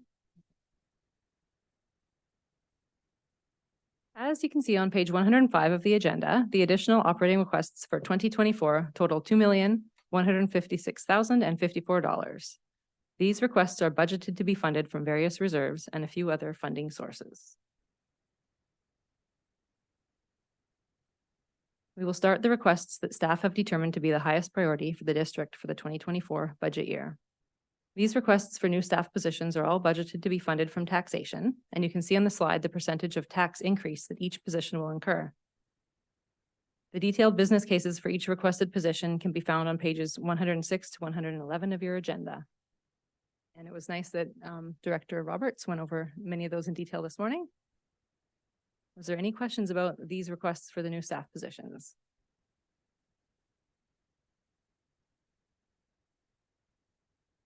Any questions at this point? No. Go ahead.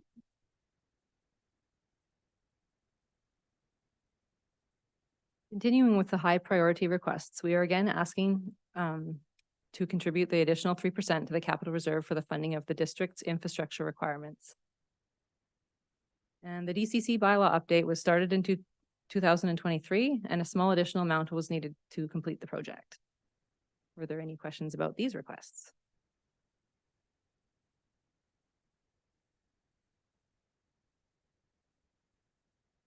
Not seeing any. Oh, sorry. It's not directly related, Chair, to each of these individual things, but at some point I'd like I think council should understand the decision process that's gone into whether we tax for these things or we take them out of various reserves or grant funds. There's got to be a methodology or a philosophy that's been adopted, but For now, I'm more interested in the actual amounts and the funding sources. I think we can talk about later. Thank you. Final requests that the district staff have determined to be high priority are these 4 projects. The OCP update, as presented in the business case on page 119 of your agenda, is budgeted to be funded from the Housing Accelerator Fund. If that grant is not secured, the scope of the project will be reduced. Were there any questions on these requests? Could you just repeat that last piece? If the Housing Accelerator Fund is not successful? Yes, the OCP update project will be scaled back in scope. Thank you. Councillor Shepherd? If, so the $500,000 reflects the municipality getting monies from the fund, what's the scale back number if? If we look to page 119 on the business case, it actually, one sec.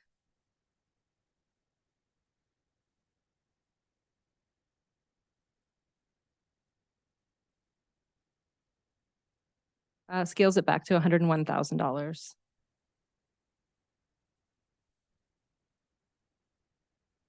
Councillor Todd? Thank you.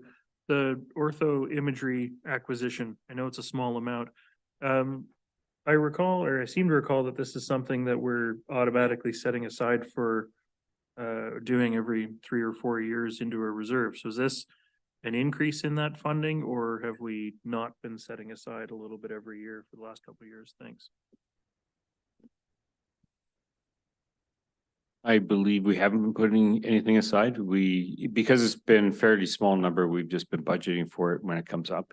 And this is shared between all the governments on the coast. Yeah. Anything else?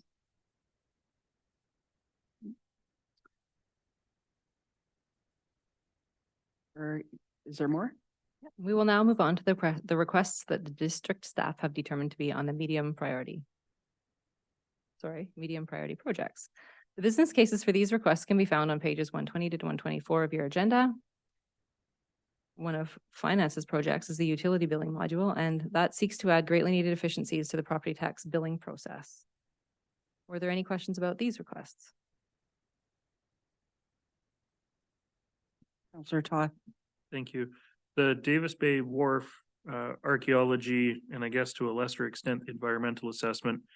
Are we actually expecting to do any groundwork around the wharf or involving the wharf, or do we still need to do an archaeological assessment just to maintain status quo on this? Go ahead. As part of the lease, 5-year lease agreement that we signed year before last, that was part of the requirements in that lease agreement with the province. We asked for a longer term lease, but they would only give us 5 years. And within the 5 years, these are only 2 of the 4 reports that need to be done. So we're trying to break it up over a couple of years. So even though they're a medium priority, we don't really, they have to be done sooner or later. Yeah, That's correct. within the lease. Any follow-up? Anything else? No? Anything down this way? No? Okay, go ahead. The remaining medium priority requests can be found on pages 125 to 129 of your agenda. Appraisals on the district's assets are long overdue since the last appraisal was done in 2011. We need to have updated appraisal amounts in order to maintain adequate insurance on our assets. Were there any questions about any of these requests?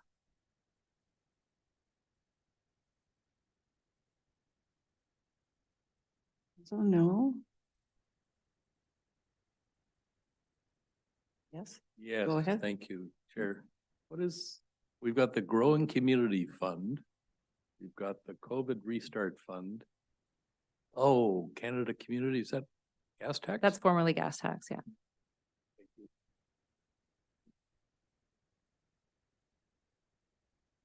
I think we're good at this point. There was only one request deemed low priority in this year's requests for the general fund. This request seeks to create a GIS inventory of all development files to create efficiencies within the Development Services Department. Are there any questions about this one request? As a matter of fact, there is, Councillor Toth. Thank you. I don't have the exact page number handy with the specific budget sheet for it. I seem to recall, well, my question is this intended to bring in some external help? Or is it to boost like overtime funding or some extra hours for our existing staff to get this work done?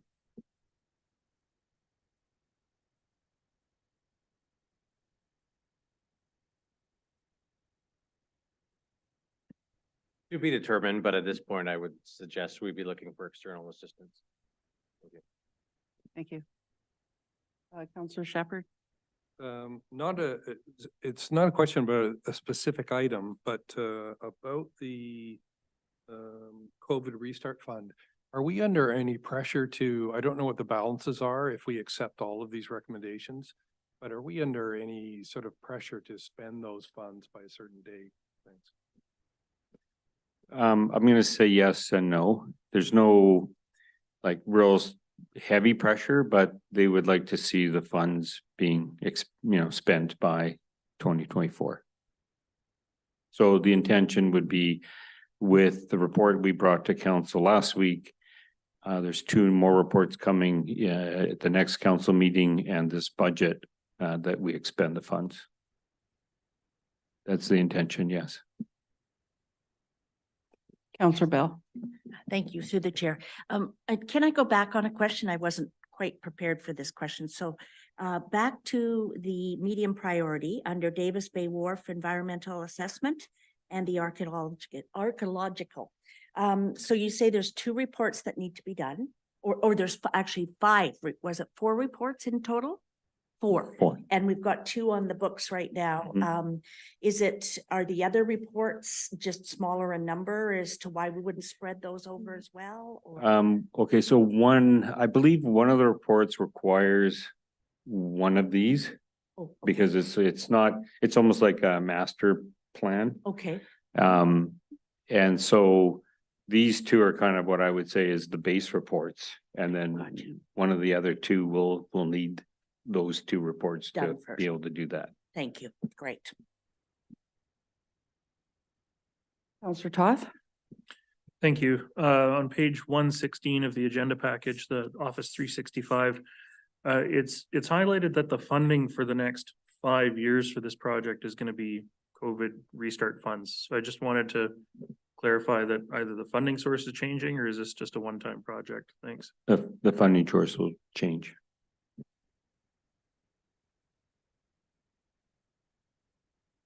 Okay, anything else? Last call? This slide? Okay, we're good? Yep. There are 2 requests in the sewer fund, which can be seen on pages 131 and 132 of your agenda. These requests complete the additional operating requests for the 2024 operating budget. Were there any questions about these or any of the other operating requests?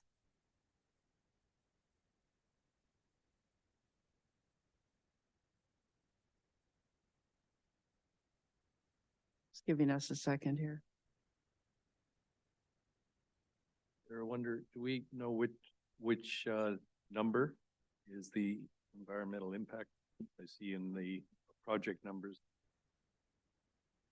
You know which one, just so we can find it? It's page 131, yeah. Okay.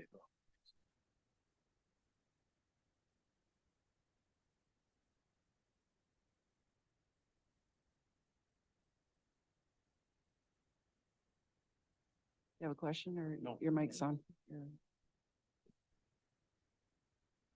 If there's no further questions, were we wanting to adjourn for lunch or did you want to pass it on to the next person? Are we going to keep going? Is lunch here? No, Okay. keep going. Do you have a desire? Is lunch hot?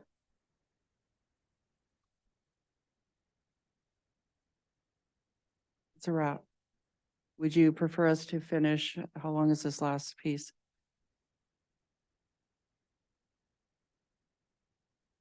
Okay, well, let's break. Half hour, so 12:35.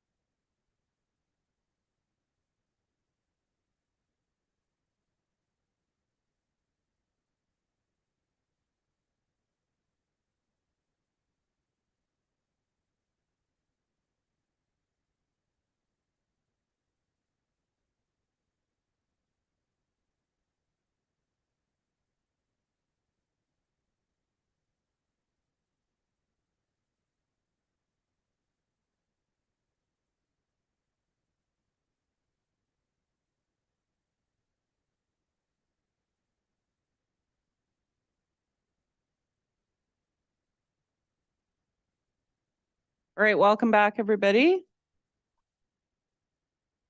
Call the meeting back to order. And maybe Director Douglas, if you could just remind us where we are in the book. Yes, thank you. We've just done the additional operating requests and we're heading to page 134 of the agenda package. Thank you. And who will be speaking to 134 there? Okay. And if Go you ahead. could- Yeah.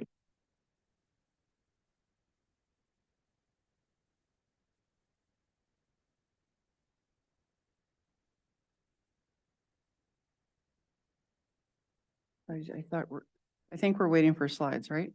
Whenever you guys are ready. Yeah. Thank you. So starting on page 134 of the agenda is the in-progress capital projects carry forward for 2023. Of the 23 million in capital budgeted in 2023, including committed expenditures, the balance carried forward is 13 million, and that was at October 31st. So I believe right now we're looking at around 9 million at the end of November. At this point, the carry forward is an estimated, because the projects are going to be carrying forward or carrying on until the end of the year. And all these capital projects are fully funded. This is provided for information only, as all these projects are in process, and I'd be happy to answer any questions. I just have to point out that every time you guys speak, the sirens start. I don't know if that's appropriate for budget day. But there's lots going on out there today. Okay. Any questions around carry forward? Counselor Shepherd? RCMP parking area, I thought there was a plan coming forward from the last budget discussions about a reconfiguration of the parking and I think concrete barriers to protect the building and so forth. Thanks. Yes, thanks for the question through the chair. So the concrete barriers at the front of the building is in process, but the plan for the parking lot, I don't believe is, but no, it hasn't gone forward yet. Anything else? From you? Mayor, Yes. Mayor whatever. Henderson. You, whatever, yes.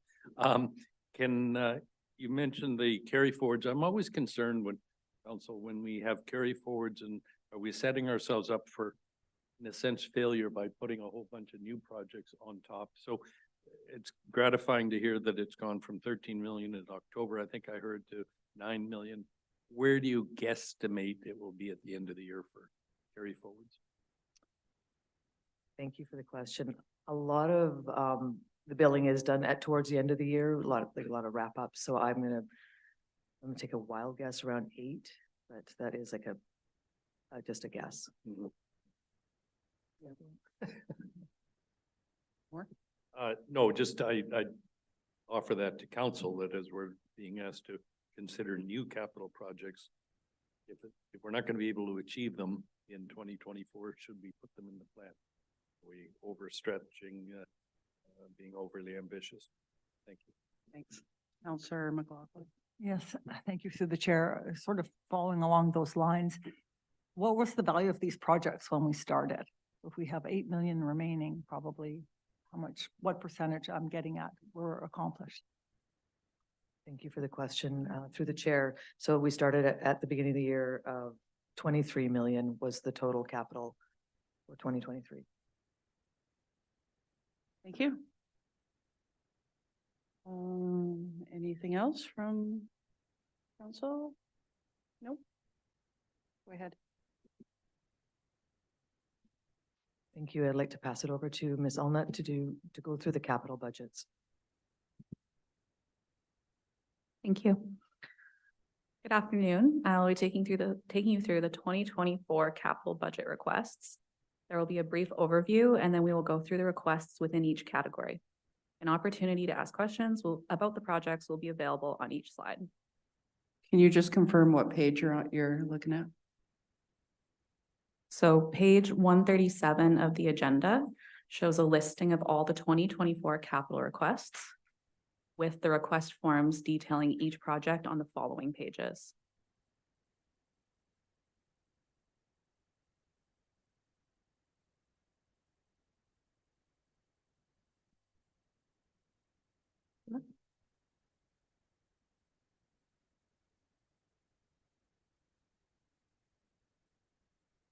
Go ahead. 140. So the total 2024 new capital budget requests total $10,162,500. This includes new projects, the next phase of projects in progress, and required budget increases to previously approved projects. There are a variety of funding sources, including statutory and non-statutory reserves, grants, and borrowing. The vehicles and equipment request includes 3 replacements, 1 new vehicle, and 1 request for additional funding on a previously approved replacement. Condition assessments determine the need for replacements, while the new vehicle is a result of increased service levels within the bylaw department. Are there any questions regarding any of these items?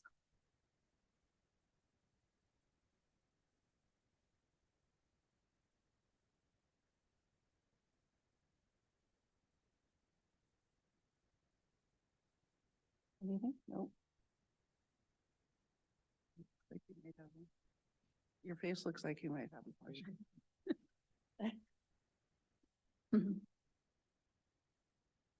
Nope, see none, go ahead. Thank you. Parks and community infrastructure requests include the annual park playground improvements program, Friendship Park washroom renewal, and Kinnickinnick Well.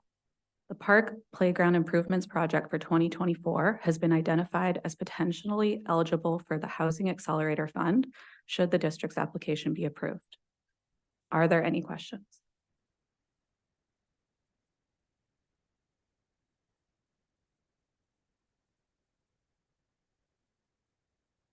Councillor Bell, go ahead. Through the chair, just a clarification, I do see it in here.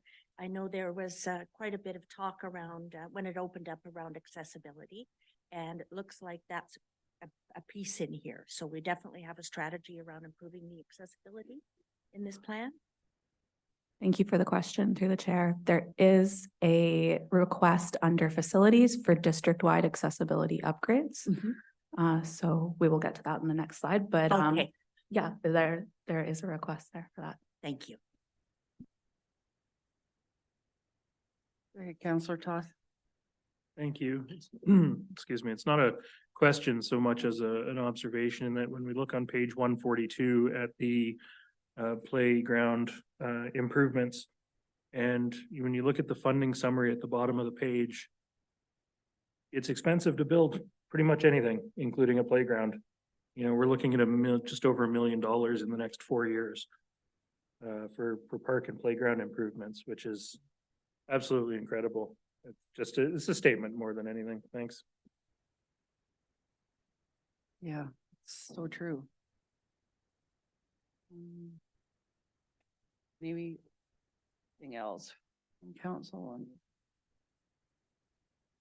Yep, go ahead. Yes, thank you through the chair. Just on that point, it looks like these improvements for these parks are kind of required due to the Accessible BC Act and regulations and things. I mean, sometimes the parks, you can always put in a nicer new park any given year. And I try and get due with parks that really, you know, may not be the newest and the greatest, but they're adequate. But I just want to confirm that these types of improvements that you're recommending are basically required. That it's a problem if we don't, maybe a legal liability or otherwise. Thank you. Thank you for the question. Perhaps Director Roberts can address that one. Thank you through the chair. So when the park was identified, the accessibility requirements weren't a part of the plan, and it was previous to when we were legally responsible for the Accessibility Act. And so this is an afterthought in that respect, but also was something that the community brought to our attention. So it's something that we're looking to remedy. But to your point, playgrounds are expensive, but the accessible equipment is quite expensive. So we're going to do the best that we can with public engagement to make sure that we're meeting that need and not doing something just to check a box. So there's things, you know, the types of equipment that you can bring, could be like a playground piece. It's accessible, but is that the right answer, or should we be looking at the way that people enter the playground? Like, is that more of a barrier? Removing the curbs from where the curb meets the chips, for instance, is something that could be a lower cost, but more effective for accessibility needs. Go ahead. Okay, yeah, thank you. I know we were kind of concerned that the park didn't have the rubberized flooring. So that might be something, I don't think it's required, but it's something really desired. But perhaps some other of these aspects in the project, the basketball court upgrade, lighting and that, I mean, that might be something that could be parceled out for later, perhaps. Thank you. Thank you. Through the chair, Councilor McLaughlin. It'll be a prioritized list, and there will be the costs for you guys to make a decision on. But it won't be, this year won't be the end of those improvements. So we are looking to make it an accessible playground, of course, with taxpayers' dollars in mind. I see you have rubberized surface as part of the project scope, right? Yeah, correct. Okay. Anything else? Thank you. There are several requests for the facilities category this year. The building facility renewal annual program continues, and a new annual program for district-wide accessibility upgrades has been introduced. The hall remediation project request includes an addition to previously approved Phase 1, as well as a new request for Phase 2, which was scheduled for 2024. Are there any questions on these projects?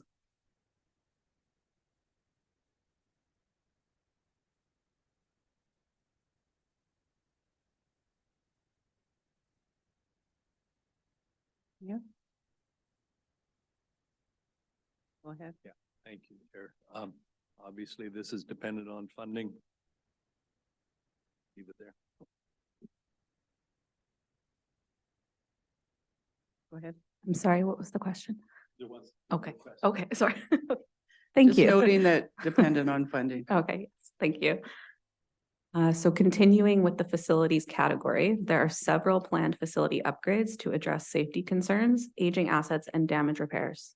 Are there any questions regarding these items?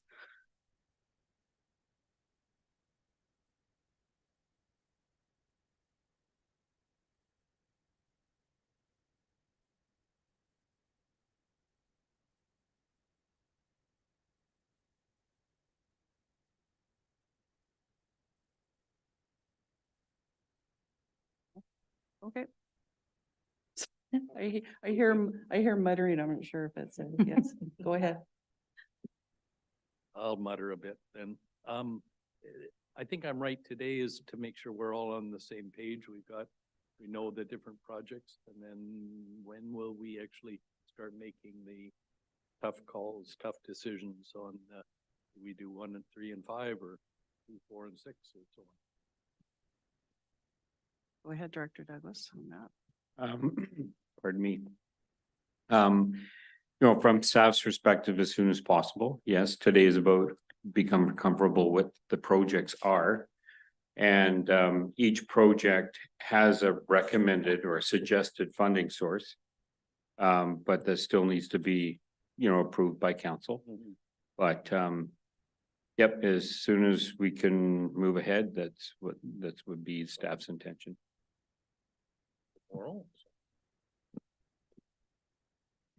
I think they'd be happy if some of that conversation happened tomorrow. A question around the accessibility upgrades at Seaside Center. So what would that lift in relation to the stairs? Where would it go? Elevator go? Yeah. Do we know? Thank you for the question. I believe that our facilities coordinator knows, but I'm not exactly certain. And Carrie Ann knows. Thank you, Carrie Ann. A lift would be installed in what is currently a storage area. It's, if you walk in through the ornate door and were to walk straight ahead, that would be the location. Okay, yeah, that actually makes perfect sense. Yeah. Okay, go ahead. Is your light's on? Okay, any further questions on this slide? No, okay. Thank you. An assessment of the airport fuel pump and landslide repair and culvert replacement make up the two requests for the airport. Are there any questions regarding the airport projects? Counselor Shepherd? The culvert repair, this is at the north end of the property where the erosion took place during the storm 2021, is that right? Yes. Mayor Henderson? Thank you. And does this include then, there's no money required to finish the lights and the night flying and so on? That's already budgeted in this year's budget That's correct. through the chair. Anything else? Everyone else good? All right, go ahead. Information technology projects include the annual IT infrastructure maintenance enhancements program, as well as a request for server room upgrades and security enhancements, which includes security cameras, fobs, or alarms at the district facilities and security cameras at Friendship Park. Any questions?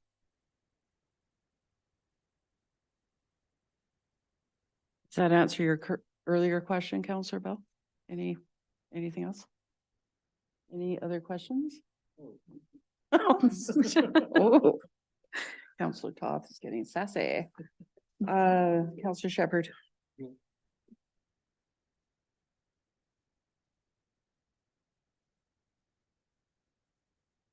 Okay.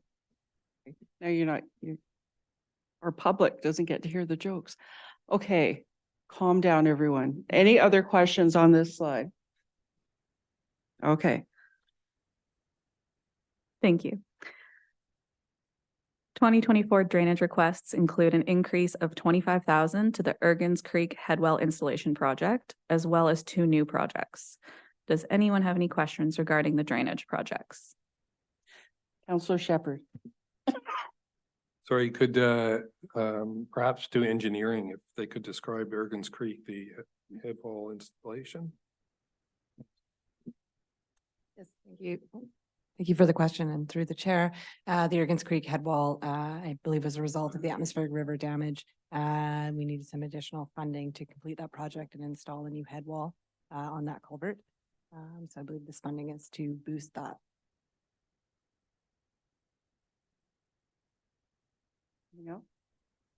Mayor Henderson. I happen to know Ergens Creek rather well, and the map in the presentation on page 160 is actually of Cook Creek. So are we fixing my culvert head wall or are we fixing Cook Creek? Yes, thank you for the clarification.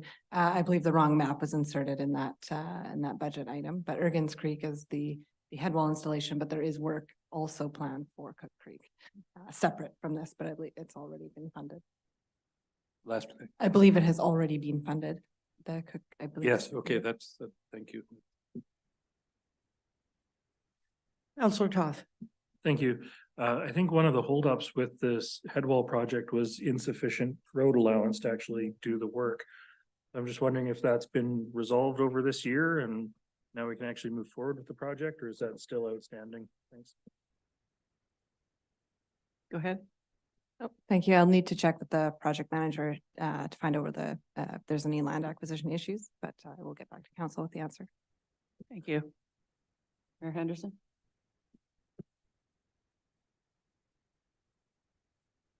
Okay, moving on. The general category includes the annual program for capital engagement design, planning, and permitting. 2 Housing Accelerator Fund projects have also been identified. They will move forward if the district's application to the Housing Accelerator Fund is approved. Are there any questions for projects in the general category?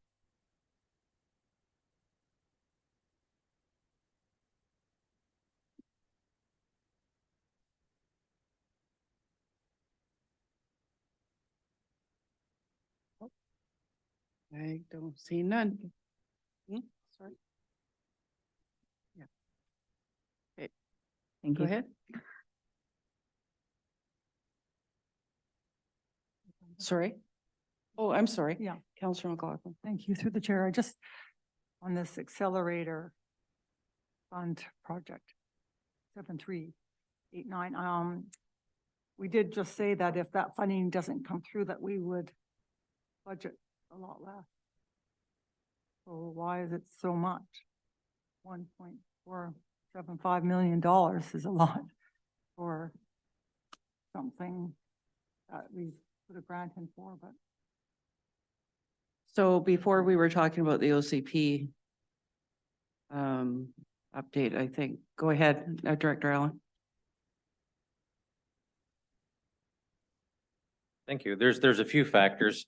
The OCP, for example, has differential budgets, and the lower budget might need an additional budget request the following year. The 1.4 million for land acquisition was a line item within the Housing Accelerator Fund. And so that is basically all or nothing in that respect. Some of the other projects that are in the capital plan, we propose to fund by the Housing Accelerator. And if that's not successful, they would remain in the capital plan. There's different ways of looking at how we might use that money. We will, assuming we get it, report back to council with the confirmation as well. Thank you.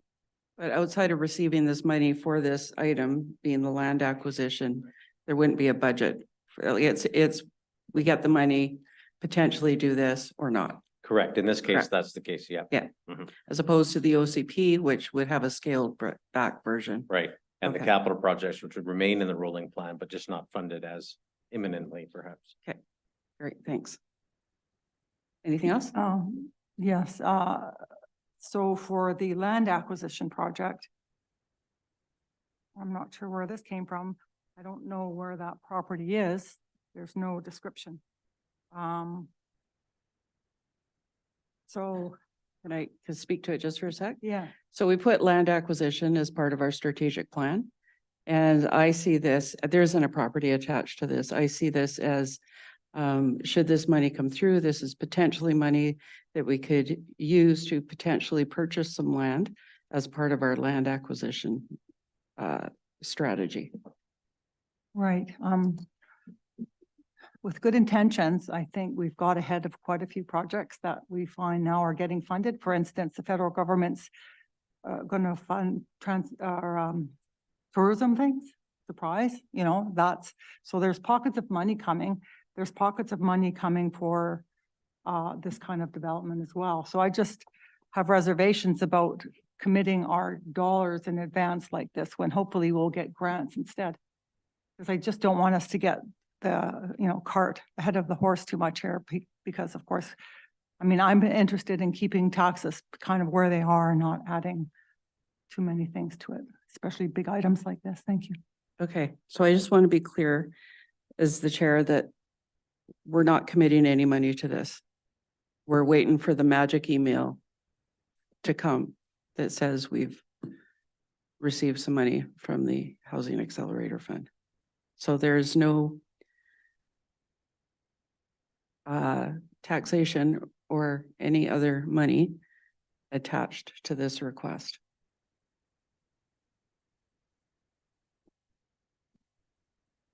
Okay. My turn.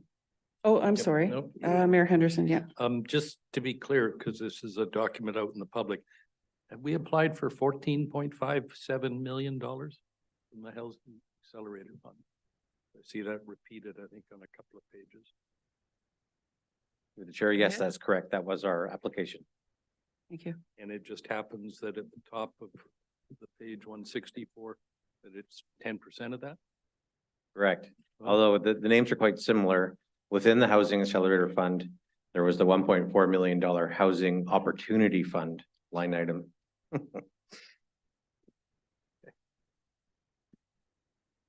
Okay, Under roads, we have the annual paving program, which will see paving improvements on Mason Road and Field Road.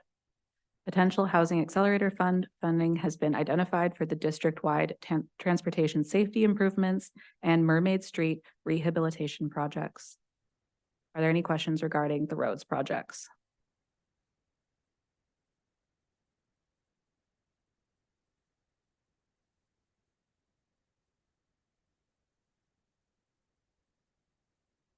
Okay, seeing none, Thank go you. ahead. The annual sidewalk maintenance program will continue for 2024 with a focus on various locations deemed a priority through yearly inspections. Jasper Road sidewalk design and construction will also be completed throughout the year. Does anyone have any questions for sidewalks and walkways? Counselor Shepherd. I'm just curious, perhaps engineering, how is Jasper Road show up as something that's dangerous, or there's a liability issue, that's why the segment gets chosen, just how that's identified as the work to be done for this year? Thank you. Go ahead. Yeah, thank you for the question. And through the chair, the Jasper Road segment was identified both because it's a gap in our safe walking corridor. So for that neighborhood to get to Norris Bay Road, and it was also the result of community demand. So we had a lot of people from that neighborhood over the years requesting for that connection to be made. So it rose to the top of the priority list in terms of pedestrian connections.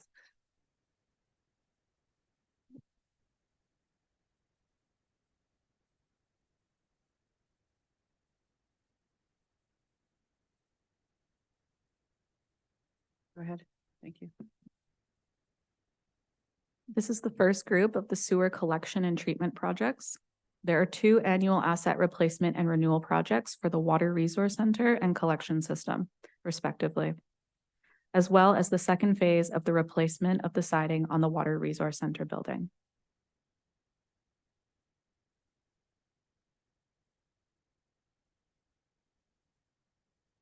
The second set of sewer collection and treatment projects includes the design phase of the Mackenzie Marina Lift Station rebuild with construction planned for the following 2 years. The sanitary sewer upgrade between Dolphin and Trail also includes the design phase with construction starting in 2025. Both projects have been identified for potential Housing Accelerator Fund funding should the district's application be approved. Are there any questions for the sewer collection and treatment projects? Counselor Toth. Thank you, Chair. Looking at the sanitary sewer upgrade Dolphin to Trail, if I recall correctly, I believe this is the segment that services the Seashell Nation connection. And in that context, is there any opportunity for a cost sharing agreement with the nation as they're looking at expanding their developments, bringing their Selma Park subdivision online, et cetera? Thanks. Yes, thank you for that question. And through the chair, there was some initial discussions with the nation about some cost share of this project. It was included here also because of the Housing Accelerator Fund. So there was an opportunity to potentially fund it that way instead of through both municipal tax bases. So if the Accelerator Fund is successful, it would be funded that way. Otherwise, we would, through the Sewer Commission, ideally discuss a cost share for that work. Thank you. Thanks. Is that good? Yep. Any, Counselor McLaughlin? Yes, thank you through the chair. I'm just sort of wondering, which projects do you choose to put on your slideshow? Because it seems to me you're picking some and then not highlighting others. I'm trying to keep up with you, but. Thank you for the question through the chair. Every project that is listed in the 2024 capital plan is presented on the slides. But yes, the presentation that I'm verbally giving is a highlight of some of the larger or projects that have pertinent information, such as the Housing Accelerator Fund funding. Oh, okay. So for instance, the Mermaid Street Rehabilitation Project in the previous group, I don't remember talking about that. I don't know about it, but so that's one that I would have liked to. Yeah, we didn't really talk about that. Do you have a question about it? Well, I think we just had Fortis BC, the gas lines rip up that entire side of the street. And so I didn't have any inkling that this was coming forward. Since I live in the village, I think it behooves us to coordinate these things, talk about them more, and, let the community know. Because for me, for instance, here, I would like to see what kind of improvements are actually being planned. What we need parking is something we really need along there. That's a very wide street allowance. That's huge swath that, certain members of the community would like to see certain things there, but, the project has already been sort of costed and included here, and I don't really know if it's adequate or overkill, but so that's just my comment on that one. It just kind of flew by me. So yeah, I would like to maybe go a little slower so I can catch these and have more discussion. I don't know if you can just add some comments on that Mermaid project for us. Yes, thank you. And through the chair, I can add a little bit more detail, but the design work has not been done for this project. So it will be part of the detailed design process to decide where, for example, parking pockets may go. But the idea is this would be rehabilitated in the same way as some other downtown streets, with improved pedestrian corridors and paving, potentially parking and drainage upgrades and that type of thing to bring it up to the kind of the standard of, say, the new Inlet Avenue, for example. So the design work has not yet been done, and there would be some engagement on that. Thank you. I could just follow up through the chair on that. I'm glad the design isn't done because, we're looking at perhaps some different zoning, perhaps we'll need some different infrastructure, some upgrades, like there's a few things to talk about than just putting it up, which I'm sure the community probably would love to see anyway. But, so it's just process and integration of what we need to do. I'd like to, have more detail on that, especially a caution with this particular project. Thank you.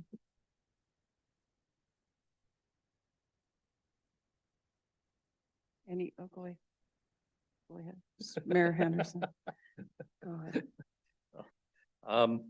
Just, I'd like to clarify, picking up on Councillor McLaughlin, the map on page 169 with the red outline, that is roughly our right of way. Everything within that red box is our property. Yes, thank you. I expect so. I'd have to overlay it on our map, but approximately. Approximately, yeah. So it is, as you've described, a collector road, and there's a lot of opportunities to be creative with that, I guess, what I'd observe. So to a degree, I guess I'm echoing Councillor McLaughlin that what can we do? Perhaps that is even better than we've done with some of the other improvements. Certainly look forward to hearing more about that. One way, back in angle parking, other creative ideas. Again, we're just seeing these. For me personally, and this, maybe no one cares, but at this point in budget, what's written in the project description is enough to satisfy what I need to know at this time. And, that's not to say that there's not further discussion about any of these things and what the actual in reality looks like. Somebody correct me if I'm wrong, but that's how I see that and how I'm treating today and this book at this point. Councillor Shepherd. Just to echo that point, I am assuming if this becomes a real project, we have the funding. I'm sure engineering are going to be coming back with more specific detail on the project, and there's time for commentary. So I'm taking it the same way, that it's informational, if you will. Thanks. Okay, moving on. Thank you. Under sewer, vehicles and equipment is a single request for a scissor lift for the Water Resource Center. Are there any questions regarding this item?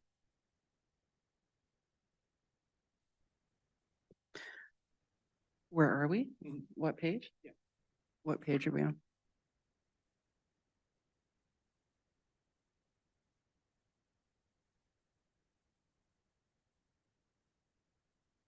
Thank you for the question. That is on page 181 of your agenda.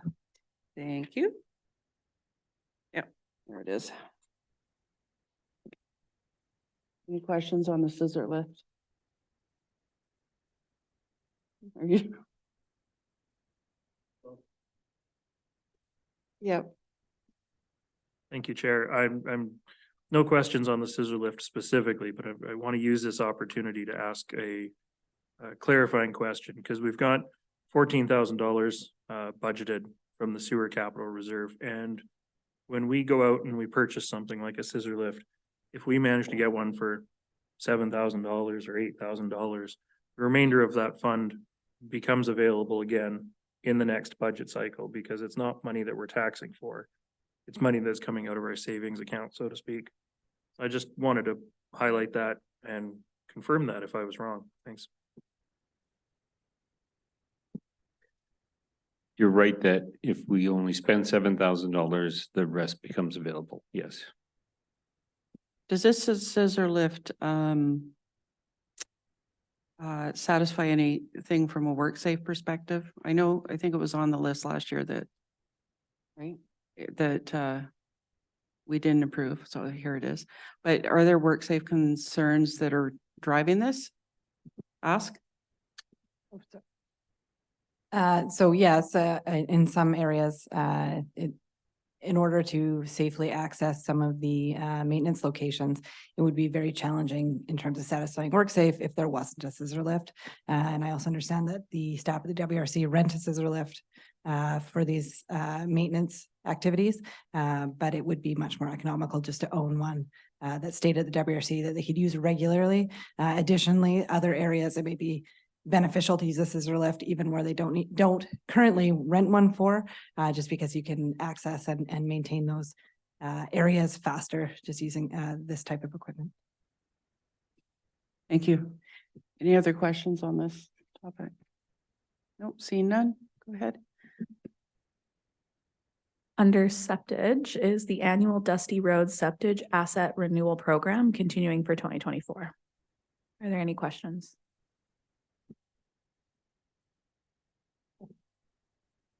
Any questions? No. Nope. That concludes my presentation today. If there are any further questions regarding the 2024 capital budget, we can answer them now. Or forever hold our peace. Yeah. Not seeing any hands fly into the air, but we'll, maintain the privilege of asking later. Oh, Counselor Toth, not to disappoint. Not to disappoint you. Thank you, Chair. Recognizing that a lot of our road asset management is from the McElhaney report that's from 2015. Do staff have any sort of priority or desire, I guess I'll say, to get an update on that road report? I mean, that conditions report is 9 years old now. Yeah, I'll leave it there. Go ahead. We don't have it in the current work plan to update that report, but it's something that probably in the next, few years we should look at revising. But there's still a lot of work left from the McElhaney report to address. Thank you. Great. Thank you. All right, so where does that leave us, Director Douglas? One more? One you've been waiting for, the last one. So asset report cards. The purpose of including asset report cards is to show the condition of our assets in the category for decision-making purposes. On page 185 of the agenda, the first slide explains how the assets are rated and that the District of Sechelles rating system is in line with the Canadian Core Infrastructure Survey, which is used to develop Canadian infrastructure report card standards. The analysis in these report cards are based on currently available assessed condition data. When assessed conditions are not available, we then use the age of the asset and staff expertise to determine the condition. Our analysis show that most of our asset categories are sitting in the good to adequate range.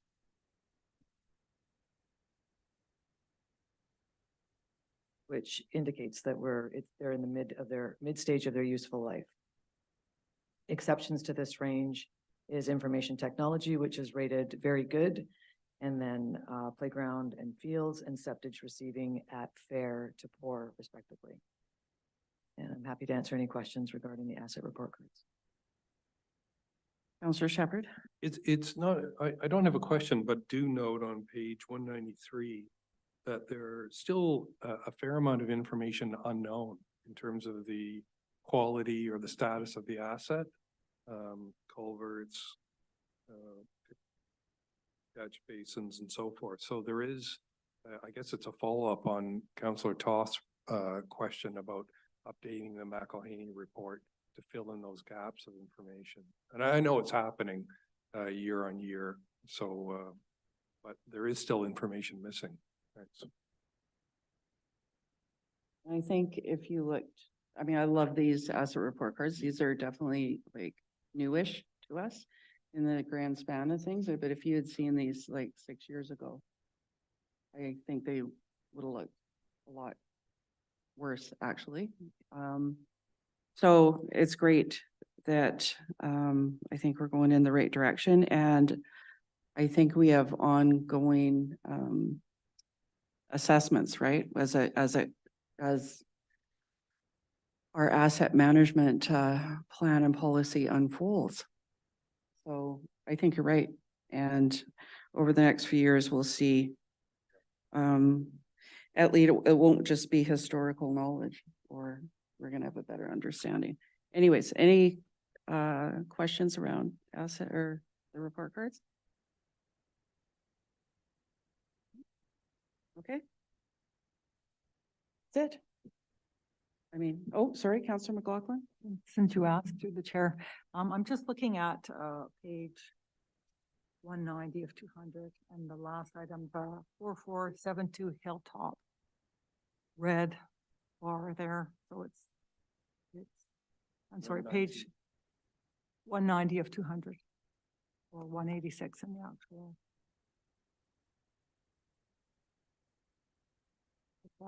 So what is this? I thought most of the buildings were not owned by us that are out there in the airport. So maybe this one's unique. I know we lease a lot of the areas, but if we just get a little detail on that building, please. We own one building up on Hilltop. That's the building that's rented by Olson Electric. And the building's in fair to poor shape. So, through the chair, are we obligated to retain and repair that building, or, you know, it's probably an old airport building? Well, I mean, it's a building we own. We don't really want to see any of our buildings to go into disrepair. We're getting a lease rate for that building. And it is a sizable building. It may only, I can't remember how many square feet it is at this point, but and then the lot that goes with it is a sizable lot in that area. Thank you. Go ahead, Councillor Bell. Just also through the chair comment on that. I would think that our strategy would be on these kind of asset things, such as this building, that we want to try and avoid huge costs in the future. So to try and stay on top of these, you know, on a regular basis would be the most cost-effective way to go. So although we don't own them, or although, you know, it's not a great building, I think we still have to take care of the assets that we have. Councillor Toth. Thank you, Chair. Continuing on with the Hilltop Road, I guess I had a question here as well, in that I was wondering if our lease agreement with the tenant did have any onus for us to do maintenance on the building. I know we saw a lease extension a couple of years ago, and part of that was because they wanted to make longer term capital improvements to the building. So how does that relationship balance in the lease? Thanks. often, and I believe this one's the same, is that we usually do the envelope of the building and then they maintain the inside, or they can do leasehold improvements with the approval of the owner on the inside. And so that's how I believe this one is. Councillor Shepherd. Sorry, just a follow-up question on that. So can you, or is it confidential information when the lease term expires? It's up for renewal now. And is there indication if the tenant wants to stay? No, it's like fairly recently up for renewal, so we're just in the process of starting that renewal. Go ahead, Councillor Yes, McLaughlin. if I could just ask if, in a case like this, I don't know the age of the building or the lifespan of the building, but sometimes you do operate and let buildings basically live out the end of their lifespan, so you can build something new. So that may be an opportunity here. So I think it would be nice to have more information on this. Because in terms of real estate appraisal and building appraisal, and that is a common concept. So we're not going to keep every building going forever. There's a lifespan for a building and that's what you expect. And this may be a very old building. Thank you. Okay. Where are we at? Thank Okay. you that. Our questions are done for this. So is that the end of this piece? Yes, it concludes the presentation, so I can pass it back over to Director Douglas. Thank you, ladies. Thank you. That was a lot of sirens and a lot of chatting. Thanks. Director Douglas. Thank you. I'd like to direct everybody to page 23 of the agenda package. And that's, we haven't talked about reserves yet, so this is a good point to just start talking about reserves.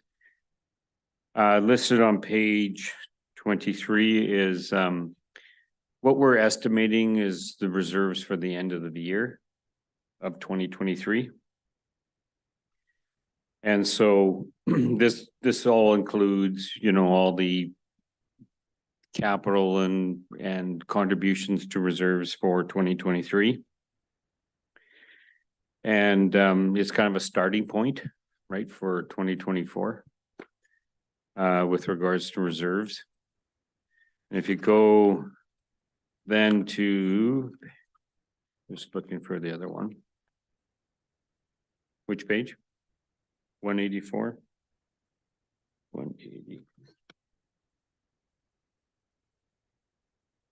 183. So this would be a snapshot of if we approved it, all the capital in the budget and all operating things. This is what the reserves would estimated look like with approval. So let's just walk through a couple. Let's say the capital reserve, it's the Fund 36. Tell if everybody there on that one. So you can see we're estimating the balance at the end of 2023 at $34,000. With the 3% for capital added in, we would be transferring into that reserve just over $2 million, $2,071,674. And with this capital plan, we're looking at bringing out $2,072,500, leaving an estimated balance of $33,666.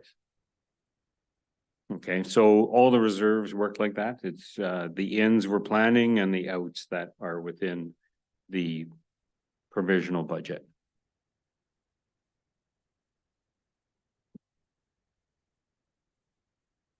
Sometimes I forget I'm sharing. Thank you for that. Any questions, Councillor Shepherd? To the chair, through the chair, should we be alarmed that the estimated balance is changing from 5.7 million to 2.8? Or is that 2.8 sort of more of a typical balance without extraordinary grants and so forth? Thanks. So if we just look at the makeup of the monies in that first section that you're talking about. So the reserves has the capital reserve. It also has the community forest legacy reserve. And going down, the affordable housing reserve, community amenity reserve, Canada Community Building Fund. So that's your gas tax. And then the growing community fund, which is the provincial money that we recently received.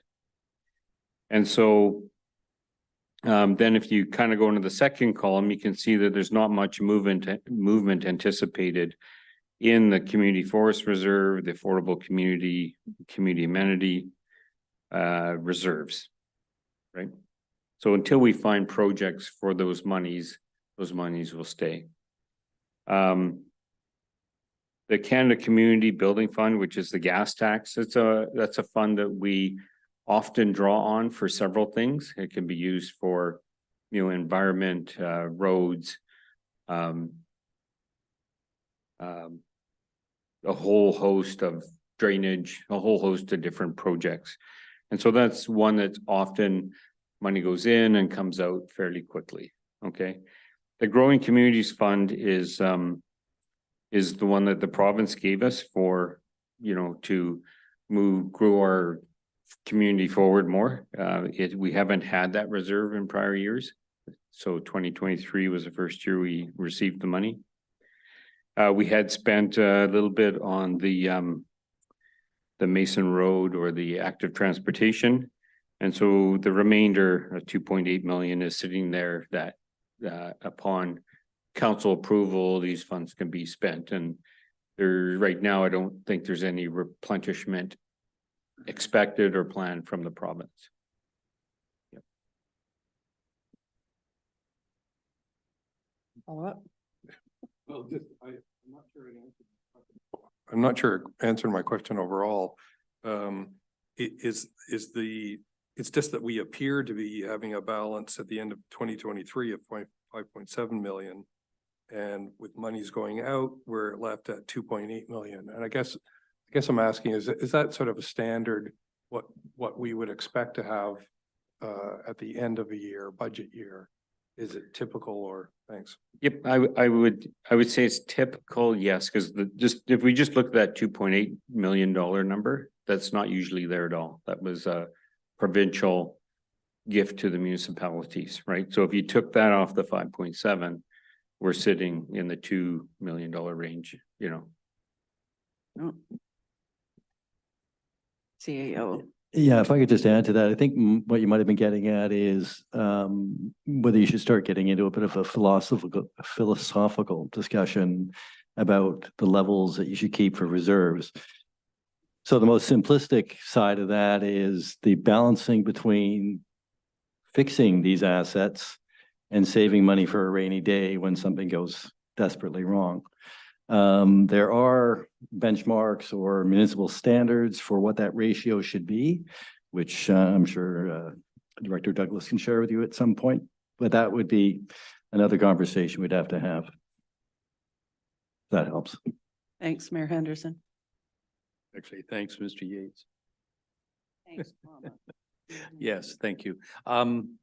What Mr. Yates said, by and large, and I do think it's something that we need to get into as council. This is a challenging couple of years coming up, and having some buffer for unexpected events and the challenges of whatever interest rates and mortgage renewals and so on. I think we need to really be careful both of what we spend our money on and building some buffer.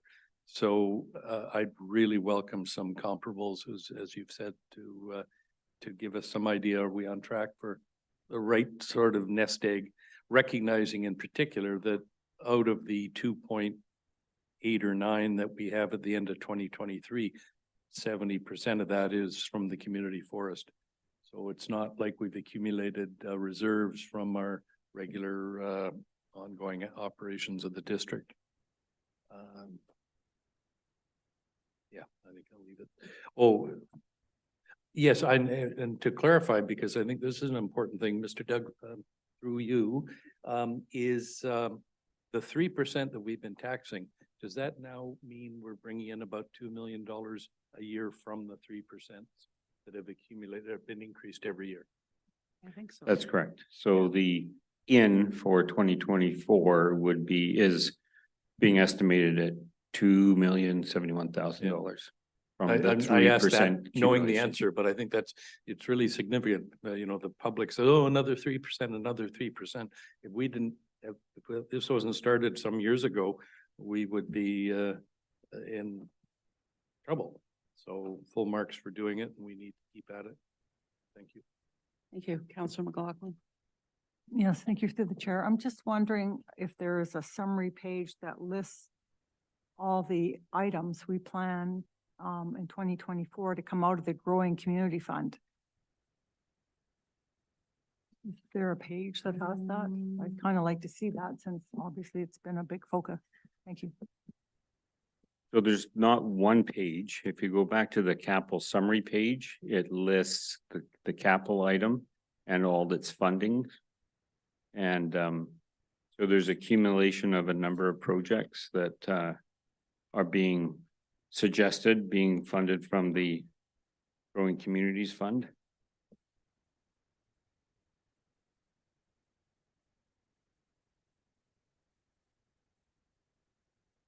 Additionally, on the bottom of each business case, it describes the suggested funding as well.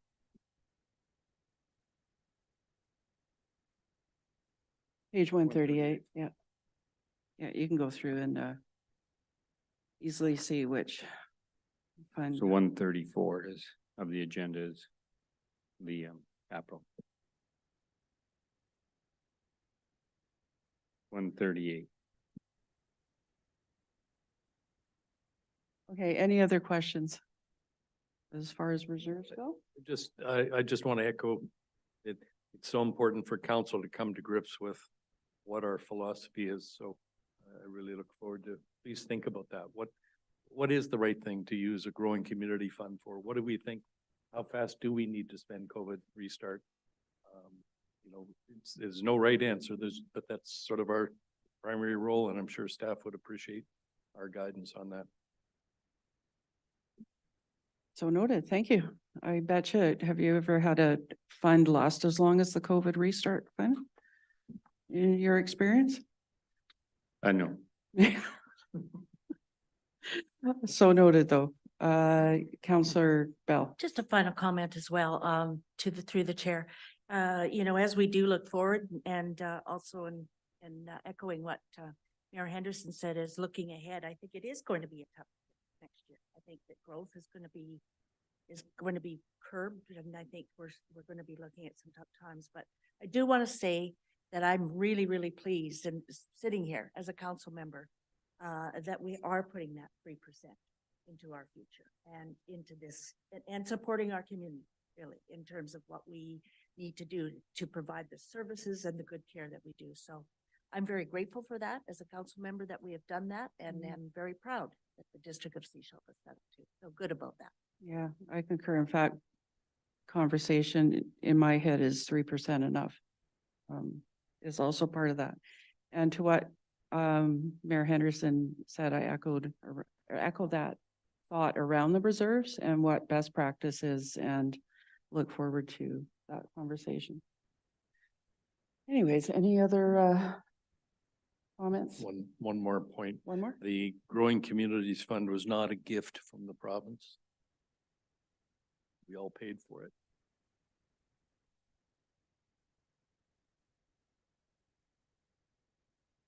Okay. Yeah.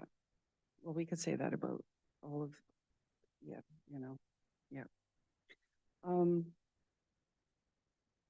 Okay, what's next, Director Douglas? Okay. This is, where do we want to start? We can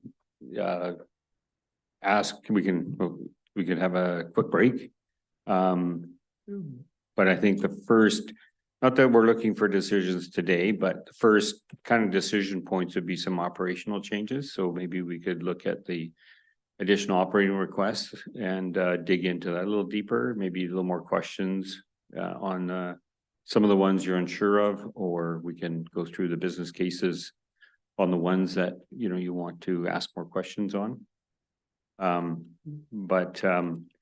Yeah, we've kind of set kind of the picture. We know we need to, you know, add a few things to help us out, and, you know, we need to, you know, have council comfortable with it, or, you know, ask us some questions on it.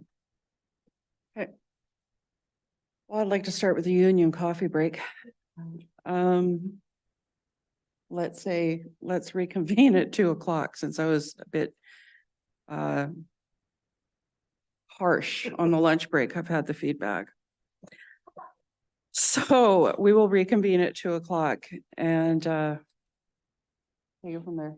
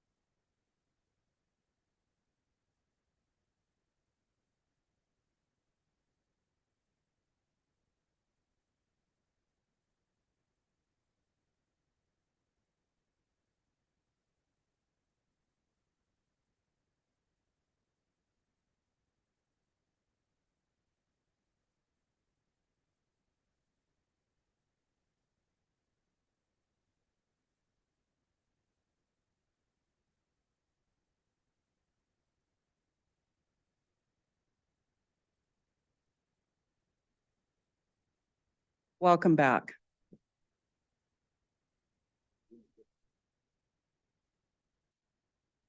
There was something I was going to just say to you that was profound, Director Douglas.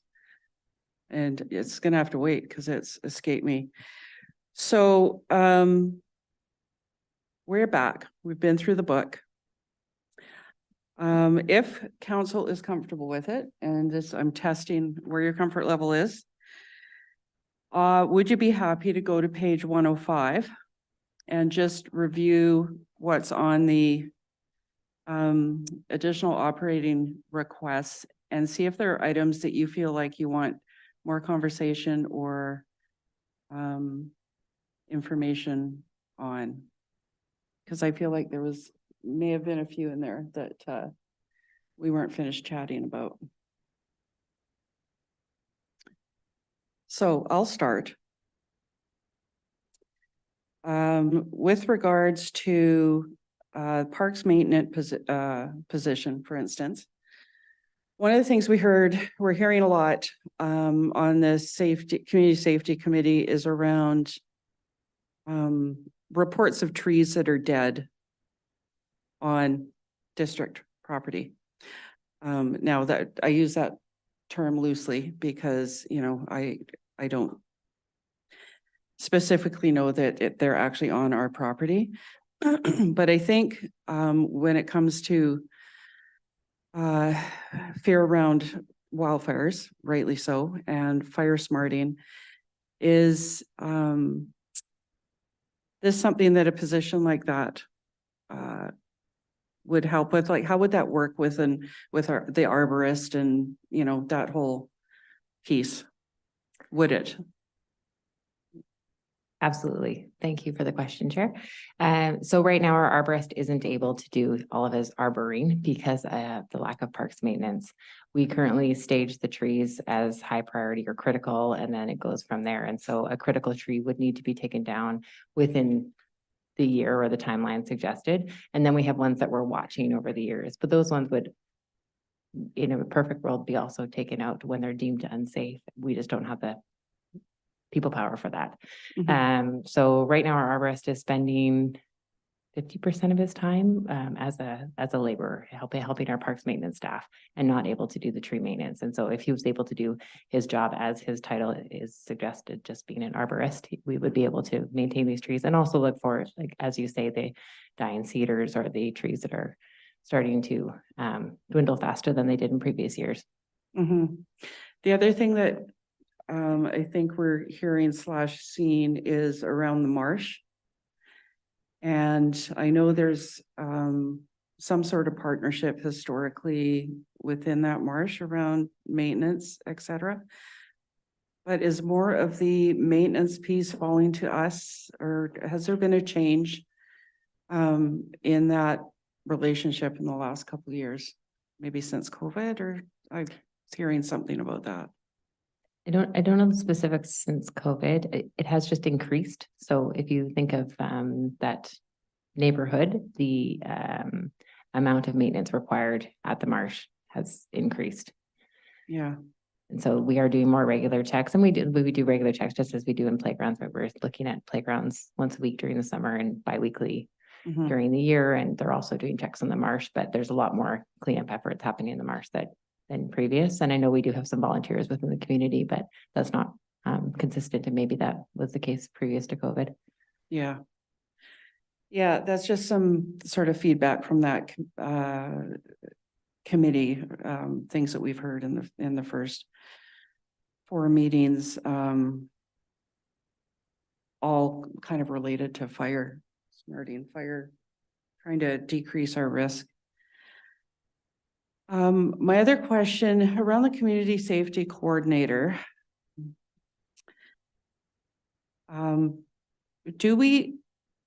So how the job came to be is, I think, perhaps not necessarily what was envisioned at the start.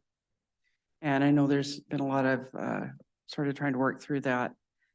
Do we have, like, in my mind, if I'm gonna say, yes, I support this, I want them to be doing community safety work. Not admin tasks. So do we have, as the funder, do we have the ability to set that job description or how does that work?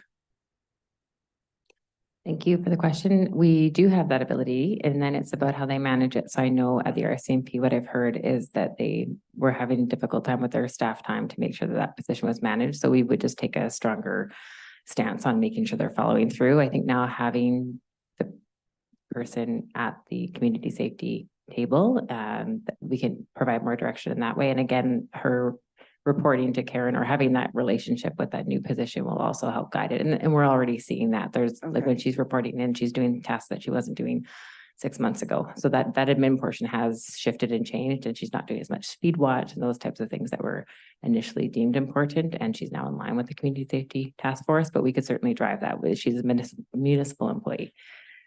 Okay, great. All right, Councillor Bell. Through the chair, actually, and to the chair, to Councillor Rowe. So I'm wondering, as I look at a couple of things, I look at our strategic plan and around community and well-being, safety and well-being, and thinking of our community safety committee. Do we, over and above what we're talking about in terms of this position, do we have money in this budget assigned for strategies, for initiatives that we might need to look at for this committee? Like a general budget? Yeah, I don't see that. Yeah. Is that correct? Correct. Yeah. No, there's. If I can jump in, the one thing I mentioned earlier was that the RCMP was willing to, like the cost of the security patrol could come to municipal funds as opposed to the RCMP, as long as we're taking care of that security need. So that would come from the community safety task force. Okay. And maybe, no, I'm not able to be more specific. We're not able to be more specific at this point. But at the same time, as we look forward from our last committee meeting, for example, the education, the group that are looking after the education part and employee community engagement, we're asking if there's a budget. And so I don't expect it'll be a big budget, but we may need to have some money allocated in the year to make sure that we do have some flexibility in there for initiatives. Okay, so that would be a direction that would come from council. We haven't spent all of the budget that we had going forward. So we still have that. But yeah, that is something that we'll have to consider through this. Okay, so I'm just flagging that as one thing. And there was some security cameras and potential work that the SDBA is looking at doing around lighting on Periwinkle, if I'm not correct. So there's things that we have talked about that I see also in other places. Yeah, okay, great. So just flagging that as a possible additional budget item. And I will ask finally the question as well, because I was thinking about bringing it up tomorrow, but I am looking at the capital reserve contribution and it is 3%. And I wonder if, just as a thought, that we looked at 4%. And what would that mean? What would that additional 1% mean to each homeowner? And I don't know if that's possible at this point to talk about that, but just thinking about it, consideration. Yeah, I'd have to figure out a calculation on that. Yeah. Okay, thank you.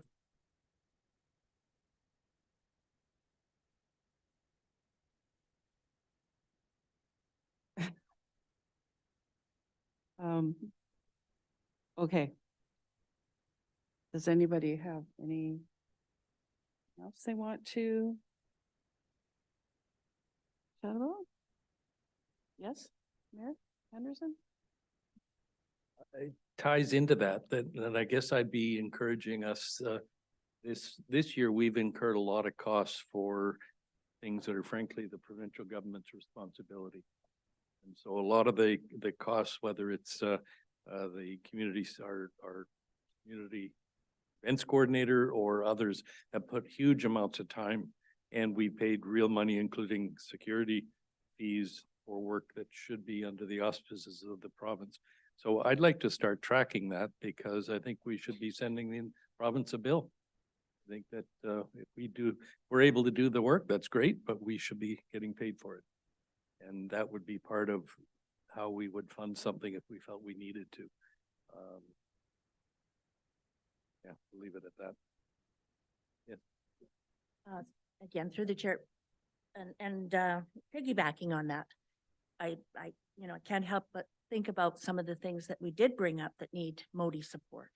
And it still sits on my mind around the crosswalk at Mason Road. And I know that we're waiting for Modi to look at that, or the other one that's concerned is at Shorncliffe, correct? Like, how long do we wait for the province to do those things when there's serious risk and concern for our community? Like, it concerns me. And, we could wait forever for the province to support us in that. Yet I feel we really have to look at the safety of our community. So how do we look at those things? What have we heard? Post?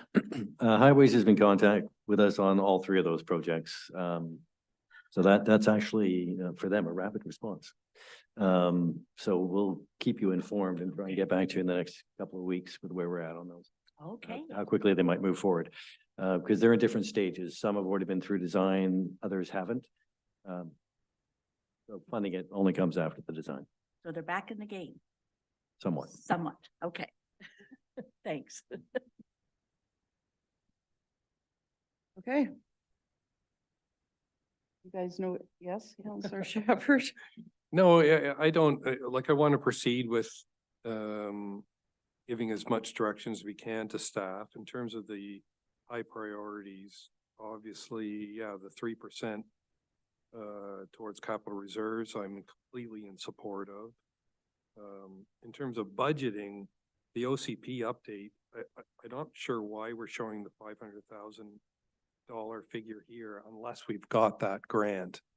So I'd rather show in terms of approving anything if that's what they're looking for.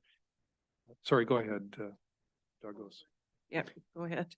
Thank you for the question. Whenever we apply for a grant, it immediately goes into our budget process, right? Even though the approval was at council to apply for $14 million. The approval was to do these things, including land of $1.5 million. If the grant is not approved, then those things don't necessarily move forward, or they move forward looking a little bit different. But once we apply for that grant or council's approved us to apply, it comes right into the budget. That's why it goes there. All right, thank you.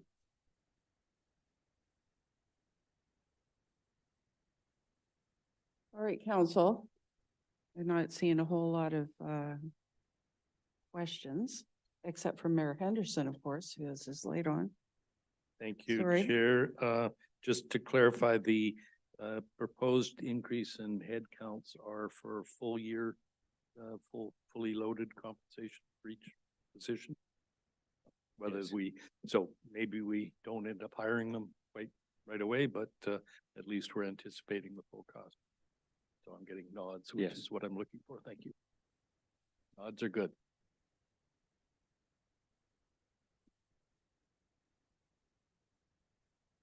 Right. What is council's comfort level? What would you like to do this afternoon? Does it?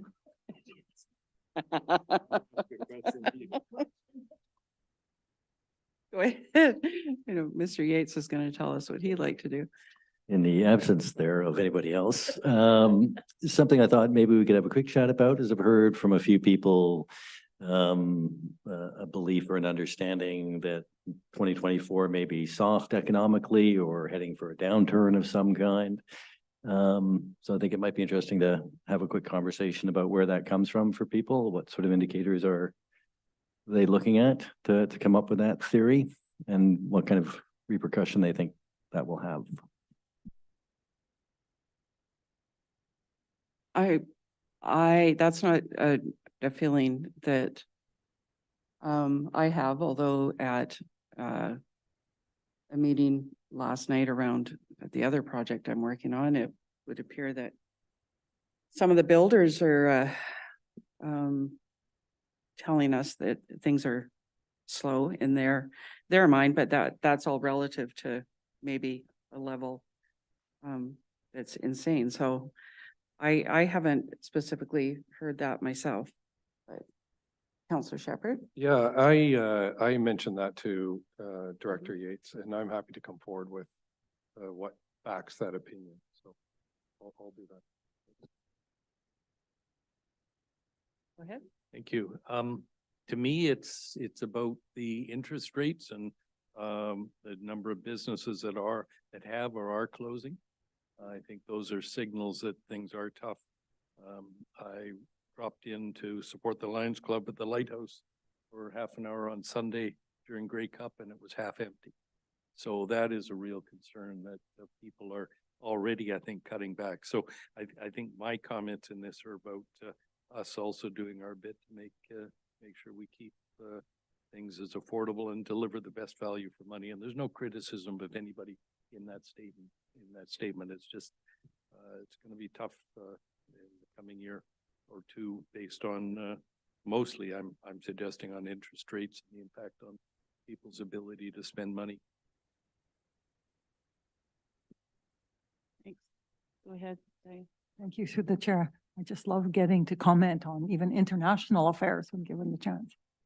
But we have a lot of, this past year, we approved, the council approved a lot of projects, right?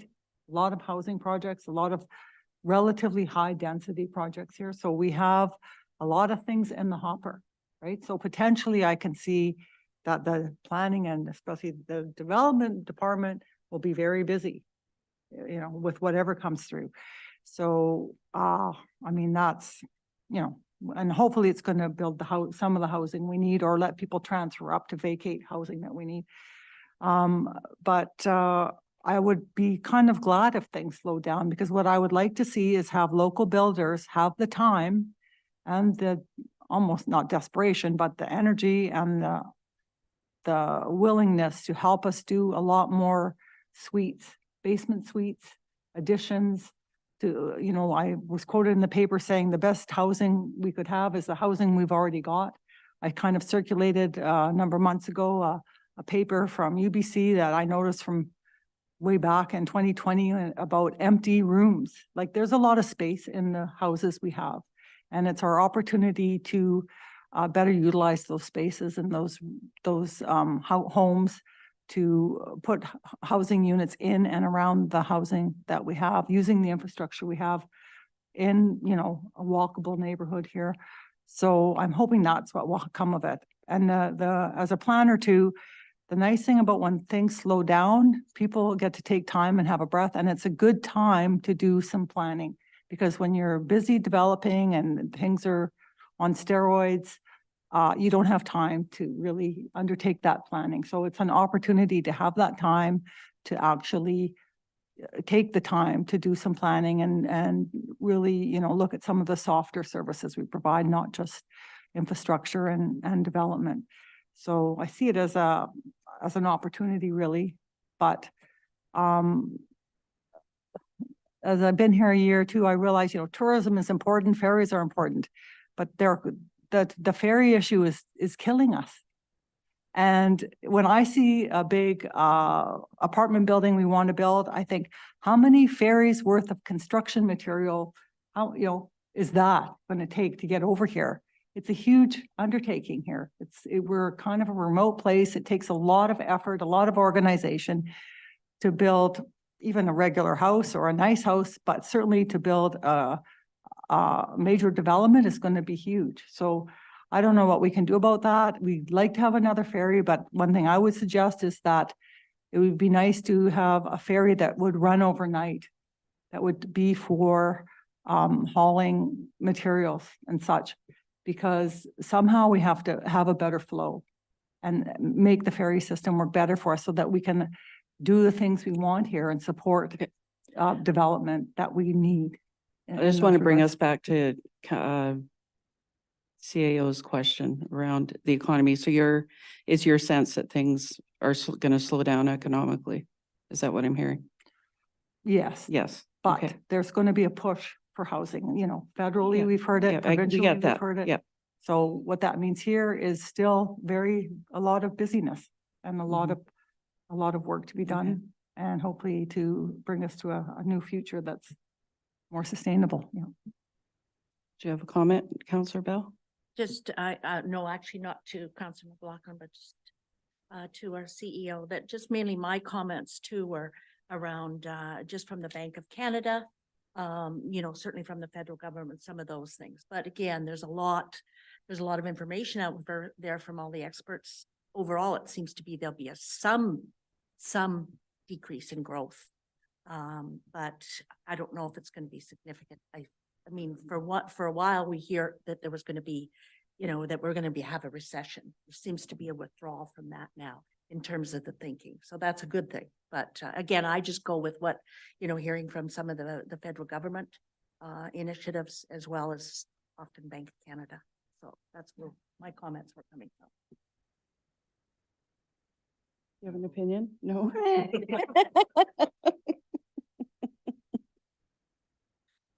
Okay. Was that helpful? It's a start, yeah. Yeah. Okay. Thanks. Councillor Shepherd. So to the chair, what are we going to decide then about the additional operating requests?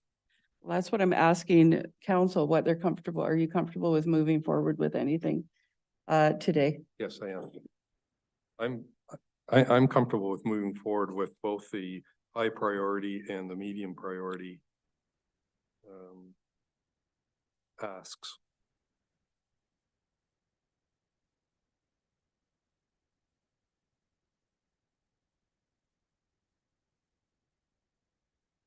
All of them?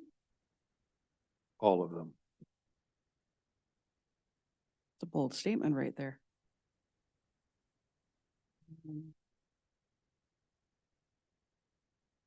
Yes, go ahead, Councillor. Thank you. I'm actually in a level of comfort where I'd be okay with going forward with everything other than the employment positions right now. I think we're still fairly early days in our budget conversations, but everything else that's being proposed here is being funded from either, you know, grants or surplus. You know, $10,000 for imagery acquisition out of taxation is really a rounding error in the overall budget. So I'm comfortable with moving basically everything drainage master plan and down. So drainage master plan, DCC bylaw update, accessibility audit, Microsoft 365, IT corporate training, ortho photo imagery acquisition, and the OCP update. That's correct. And everything in the medium priority. The only reason I'm not suggesting the capital reserve contribution yet is that conversation about whether 3% is enough and Yeah, whether that's we where should do more. I'm out with that, yeah. I'll make that recommendation if you'd like. Are you happy to have things bundled or? Yes. Hmm? Yes. Yes.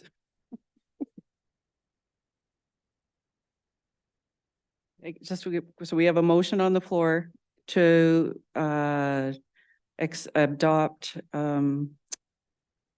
drainage master plan, DCC bylaw update, accessibility audit, Microsoft 365, IT corporate training, orthophoto imagery acquisition, OCP update, mobile ticketing and tablets, the Davis Bay Wharf ×2 utility billing module, fleet tracking software, enhanced policing patrols, asset appraisal services, Rockwood facility upgrades, Seaside facility upgrades, and the community services master plan.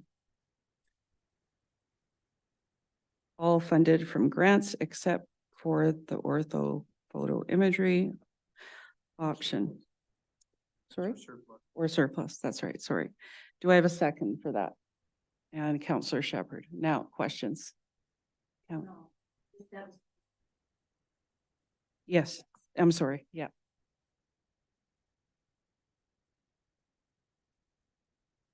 So the high priority starts at the drainage master plan. Okay. Yeah. Okay. Any other questions? Counselor McLaughlin? Thank you, through the chair.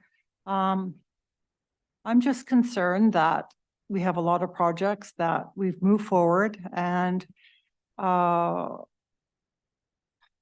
will be, by having these things all approved, that's putting a certain level of workload on the staff for the next year. My feeling is the workload was probably too heavy, which is why they didn't get to a lot of projects 2023. So I think if we approve a lot of these operating things, some of the more capital things will have to be postponed, really, or dropped.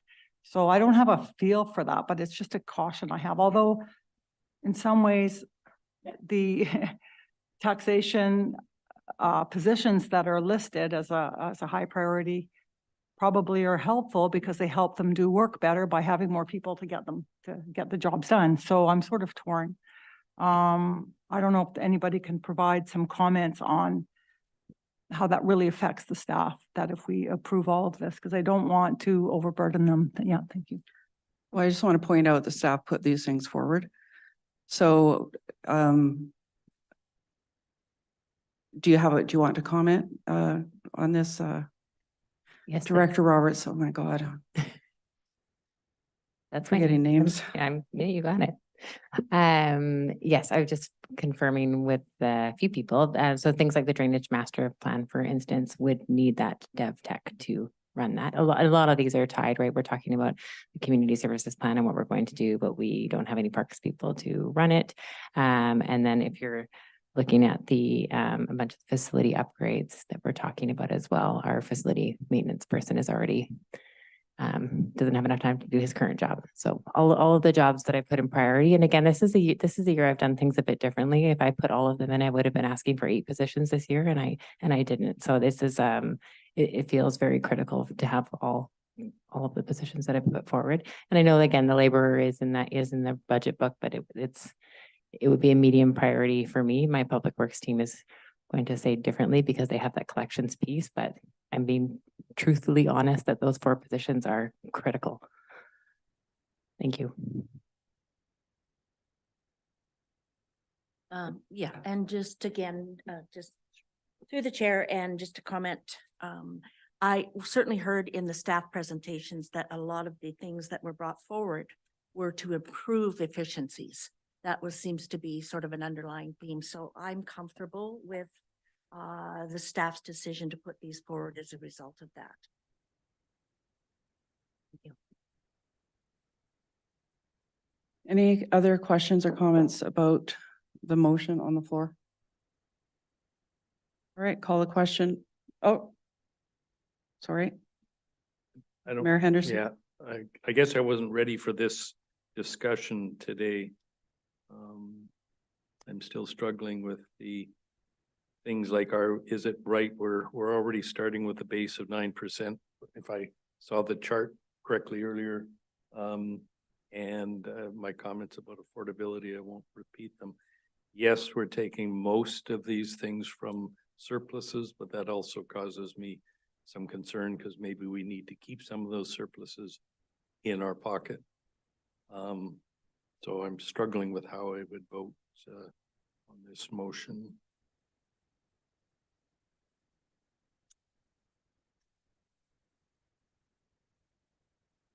Nice if we just had all the money in the world. I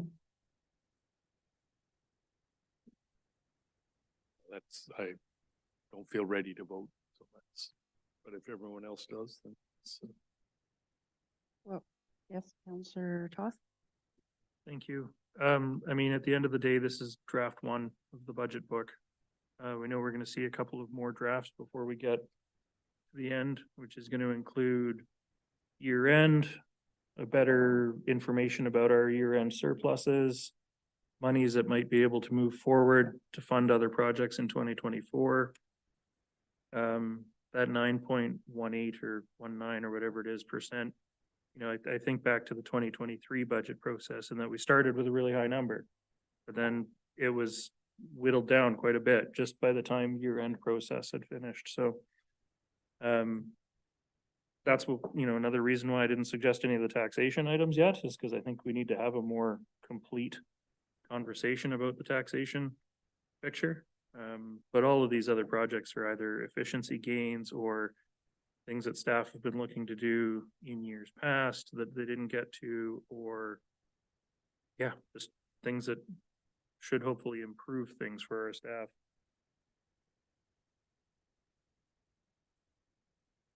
Okay, anything else? So are we voting in terms of this is, I take your point, Councillor Toth, are we voting that this is a firm final decision on these items? Or are we voting to say, yes, leave them in and we'll look at it again and after we get the year-end result? I mean, nothing's final until we adopt the bylaws, right? At the end of the day. And this is just committee of the whole, so these are just recommendations anyways.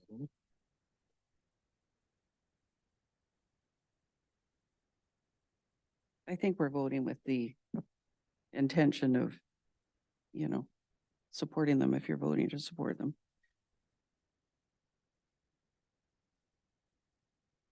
Okay, ready for the vote? All in favor?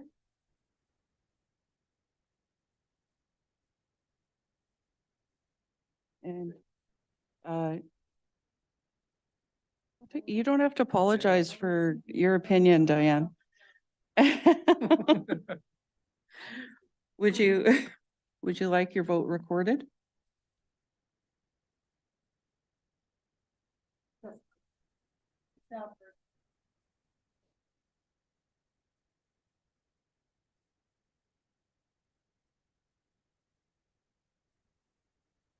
Have too much work to do and not enough people to do it. And so I feel this is kind of setting them up for that, but hopefully we can work through those.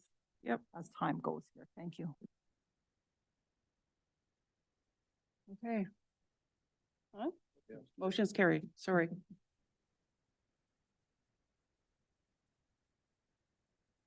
Am I sensing that,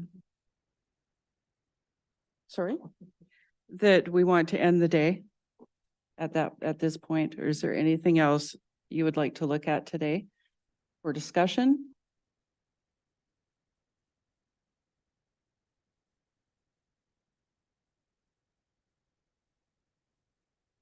No, just a second, Mayor Henderson. Maybe just to flag some things for tomorrow. I don't see anything in here about reclaimed water. For example, the costs of that, whether that would be grant contingent. What else did I notice? What work, I'd like to hear from staff, what work have we done to identify opportunities to do more with less, to identify savings? How do we know we're delivering good value? And certainly I don't expect all of this for tomorrow, but we talked earlier about comparables with other communities. I think some of those things would help guide us between now and when we do make the final decisions on our taxes. When you say comparables, do you mean the reserve discussion we were having? That was in, I think it was in respect to the reserves, but no, I think that, how do we compare tax wise? You know, I appreciate that it's never easy, but, whether it's taxes, I don't know, head counts, how many vehicles do we have?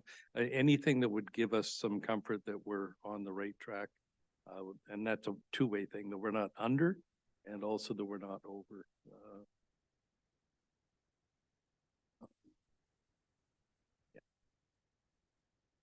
When I talk about opportunities for savings, something that is on my mind is how much time we've been told, was put into the short-term rental work this past year.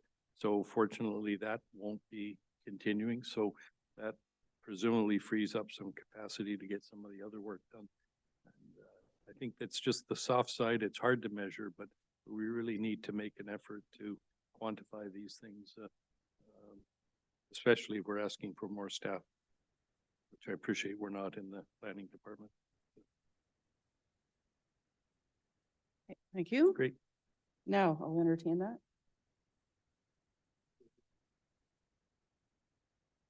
Mhm. Motion to adjourn to 10 a.m. tomorrow by Counselor Shepherd, second by Counselor Todd. All in favor? Unanimous.